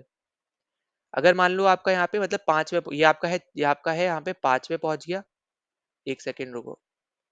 ठीक है, अब यहाँ पे जैसे मैंने बोला 6 है। ठीक है, 6 है अगर, तो यहाँ पे मान लो ये 5 में पहुंच गया, ये आपका 4 में पहुंच गया। ठीक है, फिर डबल ईगल या फिर आप बोल सकते हो यहाँ पे अल्ट्रॉस। डबल ईगल, या फिर आपको एक टर्म भी दे सकते हैं यहाँ पे एल्बर्ट्रॉस। ठीक है, तो यहाँ पे 3 अंडर, मतलब यहाँ पे अब जैसे 6 स्कोर में करना है तो यहाँ पे 3 में ही आप एक पर्टिकुलर सर्कल के अंदर आपने बॉल डाल दी। ठीक है, आपने गोल्फ देखा होगा तो आप यहाँ पे थोड़ा बहुत रिलेट कर पाओगे, वरना अभी के लिए बस टर्म्स याद रख लो। ठीक है, अब इसके बाद यहाँ पे लास्ट की 2-3 टर्म्स बची हैं, जैसे आपकी होती है यहाँ पे एक होती है बोगी। बोगी में क्या होगा कि 6 में अगर आपको बोला है करने के लिए, पर आपने 6 की जगह एक ज्यादा ले लिया। ठीक है, मतलब आपने 7 ले लिया। फिर डबल बोगी मतलब आपने 2 ज्यादा ले लिए। आपको बोला है कि 6 में है, वहां पे इजीली हो सकता है, पर आपने यहाँ पे क्या करा, आप आपकी यहाँ पे 8 में गई बॉल। ठीक है, तो वो हो गया डबल बोगी, मतलब 6 से 2 ज्यादा। फिर इसी तरीके से ट्रिपल बोगी वगैरह भी आपका रहता है, और एस आपका होता है कि आपने एक ही शॉट मारा और डायरेक्ट उसी सर्कल में जाके बॉल चली गई। तो ये आपके होते हैं सब स्कोरिंग शॉट्स जो हमने यहाँ पे अभी डिस्कस किए। तो हमने देखो यहाँ पे खो खो डिस्कस किया, कबड्डी, बास्केटबॉल, गोल्फ। ठीक है, तो ये सब हमने यहाँ पे डिस्कस किए स्पोर्ट्स। क्रिकेट हम लोग यहाँ पे आने वाले क्वेश्चंस में कर लेंगे, और चेस आपका जो इंपॉर्टेंट है वो भी हम आने वाले क्वेश्चंस में आगे डिस्कस कर लेंगे। ठीक है, तो अभी के लिए यहाँ पे इतनी चीजें यहाँ पे याद रख लेना। ना अगले क्वेश्चन पे चलते हैं। तो अगले क्वेश्चन में हमसे यहाँ पे पूछा आ रहा है कि which sport is played by the Indian sports person Leander Paes. अब देखो यहाँ पे ये आपका नाम है यहाँ पे एक स्पोर्ट्स पर्सनालिटी का, फिर आपसे पूछा है कि ये पर्टिकुलर स्पोर्ट्स पर्सनालिटी कौन से स्पोर्ट से एसोसिएटेड है, मतलब कौन सा स्पोर्ट्स यहाँ पे खेलती है, कौन सा खेल खेलता है ये। ठीक है, तो यहाँ पे आपको याद रखना है कि ये आपका आंसर हो जाएगा लॉन टेनिस। अब टेबल टेनिस तो आपका टेबल पे खेलते हैं, जिसपे चाइना आप बोल सकते हो यहाँ पे सबसे अच्छी है अभी के लिए। ठीक है, फिर क्रिकेट आपका ग्राउंड पे है, आपको यहाँ पे पता ही है। ये जो होते हैं लॉन टेनिस वगैरह, ये आपके कोर्ट्स पे खेले जाते हैं। ठीक है, अब यहाँ पे नेक्स्ट क्वेश्चन में यहाँ पे, मतलब इस वीडियो में नहीं, आने वाले वीडियोस में आपको यहाँ पे अलग अलग जो भी आपके डिफरेंट टाइप के कोर्ट्स होते हैं, क्ले कोर्ट होता है आपका, यहाँ पे हार्ड कोर्ट होता है, फिर आपका ग्रास कोर्ट होता है, सबके ऊपर हम यहाँ पे डिस्कशन करेंगे। ठीक है, अभी के लिए यहाँ पे आपको बस जितना बता रहा हूँ बस उतना आपको यहाँ पे नोट्स के बना लेने हैं। लेंडर पेस आपके जो स्पोर्ट्स पर्सन है, ये बेसिकली आपके अभी न्यूज़ में भी रहे हैं, ठीक है? रिसेंटली अगर आप देखोगे, तो ये 2024 में बहुत ज़्यादा न्यूज़ में भी रहे हैं। क्यों न्यूज़ में रहे हैं? क्योंकि यहाँ पे इनको ऐड किया गया है, यहाँ पे जो आपका international tennis hall of fame होता है, ठीक है? International tennis hall of fame में इनको यहाँ पे ऐड भी किया गया है, ठीक है? तो यहाँ पे ये याद रखना, एक तो आपके ये है लैंडर पेस, ठीक है? एक ये है। दूसरे आपके कौन है जिनको ऐड किया गया है, तो उनका नाम भी यहाँ पे मैं लिख दे रहा हूँ, उनका नाम है यहाँ पे अमृत राज, ठीक है? तो आपको यहाँ पे करंट अफेयर में भी ये क्वेश्चन देखने को मिल सकता है, आपसे पूछा जा सकता है, ठीक है? तो अमृत राज इनका पूरा नाम है यहाँ पे विजय अमृत राज, ठीक है? तो विजय अमृत राज और आपके लिएंडर पेस, इन दोनों को यहाँ पे international tennis hall of fame में यहाँ पे ऐड किया गया है। और जो आपकी लिएंडर पेस है, ये बेसिकली 18 बार, ठीक है, ग्रैंड स्लैम जीत चुके हैं, ठीक है? ग्रैंड स्लैम यहाँ पे ये जीत चुके हैं। यहाँ पे सही से लिख दे रहा हूँ, ग्रैंड स्लैम यहाँ पे ये जीत चुके हैं। तो आपको ये भी याद रखना है कि यहाँ आसान नहीं होता है, ठीक है? एक भी टाइटल जीतना भी आसान नहीं होता है, यहाँ पे ये 18 जीत चुके हैं। तो आपको यहाँ पे समझना पड़ेगा कि यहाँ पे बहुत अच्छी पर्सनैलिटी, मतलब बहुत अच्छे यहाँ पे खेलते हैं यहाँ पे टेनिस, ठीक है? अब यहाँ पे क्योंकि 2 टाइप की टेनिस है, इसलिए आपको यहाँ पे लॉन टेनिस दे रखा है, वरना डायरेक्ट आपको टेनिस भी दे सकता था वो, ठीक है? क्योंकि टेबल टेनिस तो आपको यहाँ पे टेबल पे खेलते हैं, उससे आपको पता चल जाएगा। ठीक है, तो आई होप कि आपको ये चीजें पता चल गई हो, और ये करंट अफेयर का जो यहाँ पे क्वेश्चन है, एक तरीके से ये आपका आया हुआ क्वेश्चन है, पीवाईक्यू है, पर यहाँ पे अभी ये प्रेजेंट में न्यूज में भी थे, इसलिए मैंने आपको यहाँ पे अलग से ये भी बता दिया कि क्यों न्यूज में थे और क्या यहाँ पे हुआ है। ठीक है, तो ये सब चीजें आपको यहाँ पे याद रख लेनी है। ना अगले क्वेश्चन पे चलते हैं। तो अगले क्वेश्चन में हमसे पूछा जा रहा है कि first economic Sensex of India हमारा यहाँ पे कब हुआ है, ठीक है? तो यहाँ पे याद रखना है, ये आपको सेंसेक्स नहीं बोल रहा है, ये फर्स्ट इकोनॉमिक सेंसेक्स बोल रहा है, ठीक है? दोनों आपके अलग अलग हैं, ठीक है? तो देखो, जो इकोनॉमिक सेंसेक्स है, ये आपका पहली बार हुआ था यहाँ पे 1977 में, तो आपका फर्स्ट ऑप्शन यहाँ पे राइट आंसर हो जाएगा। और इसमें बेसिकली किया क्या था, तो इसमें बेसिकली यहाँ पे एड्रेस किया गया था यहाँ पे जो भी गैप्स वगैरह आपके अनऑर्गेनाइज सेक्टर में, ठीक है? कुछ आपके ऑर्गेनाइज सेक्टर होते हैं, कुछ आपके अनऑर्गेनाइज सेक्टर्स होते हैं। तो अनऑर्गेनाइज जो आपके सेक्टर्स हैं, उसमें जो भी आपके यहाँ पे गैप्स वगैरह है, तो उसको यहाँ पे एड्रेस किया गया था इस पर्टिकुलर आपके इकोनॉमिक सर्वे में, या फिर आप बोल सकते हो इकोनॉमिक सेंसेक्स में, ठीक है? अब इसके अलावा आपको यहाँ पे और क्या याद रखना है, तो यहाँ पे ये जो आपका सेंसेक्स है ना, ये आपका हर एक स्टेट्स में आपका हुआ है, ठीक है? याद रखना, आपका हर एक यूटी में हुआ है, पर आपका कौन सी यूटी में नहीं हुआ है, लक्षद्वीप में नहीं हुआ है, जो आपको ऑप्शन यहाँ पे मतलब क्वेश्चन में भी दे रखा है वैसे तो, पर यहाँ पे इसको नोट कर लेना, ठीक है? जनरली यहाँ पे लोग क्वेश्चन बस पढ़ेंगे पर नोट नहीं करते हैं, तो यहाँ पे जो आपको स्टैटिक पार्ट भी दे रखा होता है ना क्वेश्चन में, वो भी आपको जरूर नोट करना है, ठीक है? तो आपको आने वाले टाइम में ये क्वेश्चन भी देखने को मिल सकता है, क्योंकि ये आया हुआ भी क्वेश्चन है। तो ये आपको यहाँ पे देखने को मिल जाएगा यहाँ पे कि लक्षद्वीप में आपका इकोनॉमिक जो आपका सेंसेक्स है, ये आपका नहीं हुआ था। बाकी जितनी भी आपकी स्टेट्स हो गई, जितनी भी आपकी यूटी हो गई, हर जगह हुआ था। और यहाँ पे क्या हुआ था, एड्रेस किया गया था अनऑर्गेनाइज सेक्टर जो होते हैं, जैसे आपके एग्रीकल्चर सेक्टर है बेसिकली, ठीक है? अनऑर्गेनाइज सेक्टर में, पर यहाँ पे बात क्या करी जा रही थी कि यहाँ पे जो अनऑर्गेनाइज सेक्टर है में नॉन एग्रीकल्चर फील्ड में, मतलब जनरली आपके एग्रीकल्चर जो फील्ड होती है वो अनऑर्गेनाइज सेक्टर में आती है, पर यहाँ पे उसको अलग रख के, ठीक है? एग्रीकल्चर सेक्टर को अलग रख के, मतलब एग्रीकल्चर फील्ड को अलग रख के, जो आपके बाकी जितनी भी चीजें हैं, उसमें जो भी आपके अनऑर्गेनाइज चीजें हैं, ठीक है? जैसे आपके आर्टिशियंस वगैरह हो गए, मतलब अनऑर्गेनाइज आप ऐसे समझ लो कि उनकी जो नौकरी है वो पक्की नहीं है, एक तरीके से वो टेम्पररी है, ना ही उनको कोई सर्विसेज वगैरह मिलती है। अब जैसे अगर मान लो कोई एक इंसान है जो आपका एमएनसी में काम कर रहा है, ठीक है? माइक्रोसॉफ्ट में काम कर रहा है फॉर एग्जांपल, अगर हम कंप्यूटर साइंस का ही लेके चलते हैं वापस, तो यहाँ पे क्या आपको देखने को मिलेगा कि उस इंसान को बहुत सारी एमिनिटीज भी मिलती हैं, ठीक है? बहुत ज्यादा आप बोल सकते हो यहाँ पे चीजें भी उनको यहाँ पे प्रोवाइड की जाती है। वही सेम सिनेरियो आपको यहाँ पे गवर्नमेंट जॉब्स में भी देखने को मिलेगा, कि आपको यहाँ पे जैसे मान लो आप आर्मी में हो, तो आपको यहाँ पे कैंटीन की फैसिलिटी हो गई, या फिर मान लो आपको हॉस्पिटल की फैसिलिटी हो गई। अगर आप रेलवे में हो, तो रेलवे में भी आपके यहाँ पे जैसे आप ट्रेन में पास वगैरह लेके आप जा सकते हो, कि एक कंसिडर अमाउंट ऑफ पास होते हैं, फिर उनके पास उनके यहाँ पे आप देखोगे हॉस्पिटल की फैसिलिटीज भी रहती हैं। तो इसी तरीके से हर एक जॉब की कुछ ना कुछ एक फैसिलिटीज होती है, अगर हम ऑर्गेनाइज सेक्टर में बात करें, पर अनऑर्गेनाइज सेक्टर में हमें ये चीज देखने को नहीं मिलती है। और यहाँ पे आपकी जो जॉब रहेगी वो एक तरीके से आप देखोगे आपकी यहाँ पे परमानेंट टाइप की है, ठीक है? बस प्राइवेट सेक्टर में ये रहेगा कि आप चेंज करते रहोगे। गवर्नमेंट सेक्टर में तो आपकी एक बार जॉब लगी तो आपकी कंफर्म है कि परमानेंट है, ठीक है? कुछ आपकी जॉब्स होती है जिसमें आपको कुछ पेपर देके आपको यहाँ पे परमानेंट करना पड़ता है, ठीक है? वो अलग चीज है। पर यहाँ पे आप आई होप कि आपको समझ में आ रहा है कि मैं आपको यहाँ पे क्या बताना चाह रहा हूँ, ठीक है? तो ये चीज बस आपको यहाँ पे याद रखनी है कि यहाँ पे एग्रीकल्चर जो आपका सेक्टर है, ठीक है? उसको अलग रख के जो आपके नॉन एग्रीकल्चर जो पार्ट आता है, उन सब में जो भी आपके अनऑर्गेनाइज्ड सेक्टर है, जो जैसे मैंने आपको बताया कि आर्टिशियंस वगैरह हो गए, पेंटर अगर मान लो यहाँ पे कोई है तो वो हो गए, या फिर इसी टाइप की कोई दूसरी जॉब जो यहाँ पे कर रहे हैं, कोई आपके शॉपकीपर्स वगैरह हो गए, तो ये सब आपके अनऑर्गेनाइज्ड सेक्टर है। तो इन सब के ऊपर बेसिकली यहाँ पे डेटा फाइंड आउट किया, मतलब उसको एड्रेस करने के लिए यहाँ पे ये पर्टिकुलर आपका सेंसेक्स किया गया था। बस इतना आपको याद रखना है, और कहाँ हुआ था बस ये याद रखना है, कौन से ईयर में हुआ था आपका यहाँ पे, बस ये याद रखना है। ठीक है, तो यही आपका यहाँ पे आंसर हो जाएगा, आपका ऑप्शन नंबर ए आपका यहाँ पे करेक्ट आंसर है। नाउ अगले क्वेश्चन पे चलते हैं। अब ये वाला क्वेश्चन आपका यहाँ पे सेंसेक्स 2011 से है। तो यहाँ पे देखो, आपको सेंसेक्स के ऊपर तो यहाँ पे क्वेश्चन पूछे ही जाते हैं एसएससी में, तो ये तो आपको यहाँ पे याद रख के ही जाना है। ठीक है, अब यहाँ पे आपको लिटरेसी के ऊपर यहाँ पे क्वेश्चन पूछा जा रहा है, तो हम लोग यहाँ पे कुछ जो आपकी इंपॉर्टेंट चीजें हैं लिटरेसी के पॉइंट ऑफ व्यू से, वो हम यहाँ पे डिस्कस करेंगे। तो देखो, सबसे पहले तो आपको यहाँ पे क्या याद रखना है वो हम यहाँ पे थोड़ा देख लेते हैं। सबसे पहले आपको याद रखना है कि मेल और फीमेल का यहाँ पे लिटरेसी रेट क्या है। मेल का है आपका यहाँ पे 82.14। अब ये नंबर सब इंपॉर्टेंट है, ठीक है, इसलिए आपको यहाँ पे लिखवा रहा हूँ। और फीमेल्स का है 65.46%। ठीक है, अगर आपसे डिफरेंस भी पूछा गया, वैसे पहले अगर पूछा जाता है तो कितना हो जाएगा, 16.68%।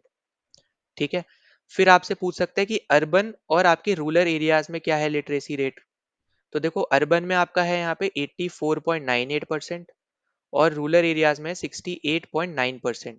ठीक है, तो यहाँ पे जितने भी मैं आपको फिगर्स लिखा रहा हूँ ना, ये सब आपके लिए इंपॉर्टेंट है, सब आपसे पूछे जाते हैं। फिर देखो, अगर आपसे पूछता है कि स्टेट में हाईएस्ट किसका है, तो वो आपका आ जाएगा यहाँ पे केरला। ठीक है, केरला के बाद आपका आ जाएगा यहाँ पे मिजोरम। ये है आपका यहाँ पे हाईएस्ट।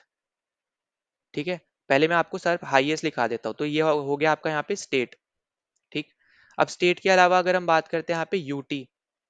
यूटी अगर आपसे पूछता है तो यूटी आपकी हो जाएगी यहाँ पे लक्षद्वीप। ठीक है, यूटी में आपका हो जाएगा यहाँ पे लक्षद्वीप। फिर अगर मान लो आपसे पूछता है यहाँ पे डिस्ट्रिक्ट, तो डिस्ट्रिक्ट में आप अगर आपसे पूछता है हाईएस्ट कौन से डिस्ट्रिक्ट में है, तो उसका आंसर हो जाएगा यहाँ पे चर्शिप। ठीक है, और ये आपको देखने को मिलता है यहाँ पे मिजोरम में। ठीक है, तो ये आपकी जो डिस्ट्रिक्ट है ये आपको देखने को मिलती है यहाँ पे मिजोरम में, तो ये आपको यहाँ पे याद रखना है। अब देखो, इसको इस तरीके से भी लिख सकते हैं और कहीं कहीं आपको ये भी लिखा हुआ दिख जाएगा। ठीक है, तो यहाँ पे दोनों आप यहाँ पे स्पेलिंग देख लेना। ठीक है, अब यहाँ पे अगर हम आगे बात करें लोएस्ट के केस में, कि लोएस्ट आपको कहाँ कहाँ देखने को मिलती है, तो देखो स्टेट में अगर हम देखते हैं तो स्टेट में आपका प्राइम एग्जाम्पल है यहाँ पे बिहार। ठीक है, फिर उसके बाद आपको देखने को मिलता है यहाँ पे अरुणाचल प्रदेश में। फिर अगर हम देखते हैं यहाँ पे यूटी का केस डिस्कस करते हैं, तो यहाँ पे आपको देखने को मिलेगी दादर एंड नगर हवेली पे। ठीक है, दादर एंड नगर हवेली में आपको देखने को मिलेगी। ठीक है, 2011 का सेंसस हम यहाँ पे बात कर रहे हैं, क्योंकि अभी प्रेजेंट टाइम में आपका दादर नगर हवेली दमन एंड दीव अब एक हो चुका है। ठीक है, मतलब एक ही यूटी में उसको माना जाता है। फिर अगर हम यहाँ पे आगे बात करें आपकी डिस्ट्रिक्ट के रिस्पेक्ट में, तो देखो डिस्ट्रिक्ट में अगर हम देखते हैं, सबसे आपकी यहाँ पे जो लोएस्ट लिटरेसी है वो आपको देखने को मिलेगी अलीराजपुर। ठीक है, अलीराजपुर, ये आपको देखने को मिलता है एमपी के अंदर। नाउ इसी के साथ हमने यहाँ पे इस पर्टिकुलर वीडियो में जितने क्वेश्चन डिस्कस करने थे वो हमने यहाँ पे डिस्कस कर लिए। ओवरऑल 15 क्वेश्चन हमने यहाँ पे करे हैं, पर आपको यहाँ पे क्लियरली दिख रहा है कि आपको यहाँ पे 15 से भी बहुत ज्यादा क्वेश्चन मैंने आपको यहाँ पे ऑलरेडी यहाँ पे करवाए हैं। ठीक है, अब यहाँ पे अगर आपको ये पीडीएफ चाहिए तो पीडीएफ के लिए आप ये टेलीग्राम चैनल ज्वाइन कर सकते हो। लिंक मैंने यहाँ पे डिस्क्रिप्शन में ही दे रखा है, उसको ज्वाइन कर लेना, या फिर आप डायरेक्ट टेलीग्राम पे जाके सर्च कर सकते हो यही नाम से। ठीक है, तो वो आपको मिल जाएगा, उसको ज्वाइन कर लेना, वहाँ पे मैं पीडीएफ अपलोड कर दूंगा, तो वहाँ पे जाके आप देख सकते हो। दूसरी चीज मैं आपको यहाँ पे रिकमेंड करूंगा कि खुद के नोट्स अगर आप खुद बनाओ। ठीक है, भले आप पीडीएफ ले रहे हो पर आप खुद भी नोट्स बनाओ, तो आपको यहाँ पे ये रहेगा कि जब आप लिखोगे ना चीजों को, तो आपको यहाँ पे थोड़ी ज्यादा क्लैरिटी रहेगी और ज्यादा जल्दी आप यहाँ पे उसको याद रख पाओगे। ठीक है, और दूसरी चीज आपको यहाँ पे याद रखनी है कि हम एक हफ्ते में 2 क्लासेस करेंगे एसएससी जीडी के लिए, तो आपके पास टाइम रहेगा यहाँ पे रिवीजन का भी। अब जैसे एक हमने यहाँ पे आज कर ली थर्सडे को, अब अगली यहाँ पे क्लास होगी हमारी यहाँ पे मंडे को। ठीक है, तो आपके पास अभी सफिशिएंट टाइम है, जो भी हमने अभी आज तक किया है, आज जो हमने किया, तब तक आप सब कुछ रिवाइज कर लेना। ठीक है, आपके लिए यहाँ पे रिवीजन सबसे ज्यादा इंपॉर्टेंट है, क्योंकि सिर्फ वीडियो देखने से और यहाँ पे नोट्स बनाने से आप पेपर नहीं निकाल पाओगे, आपको रिवीजन भी करना पड़ेगा, जितनी भी आपने नोट्स बनाए हैं या फिर जो भी वीडियो देखे, किसी के भी देखे हो, चाहे आप मेरा वीडियो देख रहे हो किसी दूसरे का भी देख रहे हो, पर जिसका भी आप देख रहे हो, तो उसके थ्रू जो भी आप नोट्स बना रहे हो उनका रिवीजन आपको करना पड़ेगा। ठीक है, तभी आप यहाँ पे अच्छा स्कोर कर पाओगे जीएस सेक्शन में। तो ये चीज आपको यहाँ पे समझनी है। ठीक है, तो इसके साथ हमने यहाँ पे सब कुछ डिस्कस कर लिया। अगर आपको कोई भी डाउट हो तो टेलीग्राम चैनल ज्वाइन करके आप वहाँ पे पूछ सकते हो, वरना यहाँ पे इसी वीडियो के कमेंट सेक्शन में आप यहाँ पे पूछ लेना, या फिर सजेशन हो तो वो भी आप यहाँ पे नीचे डाल सकते हो। इसके अलावा अगर आप यहाँ पे कोई और भी चीज़ होती है तो भी आप यहाँ पे कमेंट सेक्शन में आप ज़रूर पूछ लेना, ठीक है? अगर आप चैनल पे पहली बार आए हो तो प्लीज़ सब्सक्राइब कर देना, वीडियो को शेयर कर देना, वीडियो को लाइक कर देना ताकि ज़्यादा से ज़्यादा लोगों तक ये वीडियो पहुँच पाए। और अगर आपको कोई भी डाउट या सजेशन है जैसे मैंने बोला कमेंट सेक्शन में ज़रूर आप मेंशन कर देना। मिलते हैं नेक्स्ट वीडियो में। जय हिंद।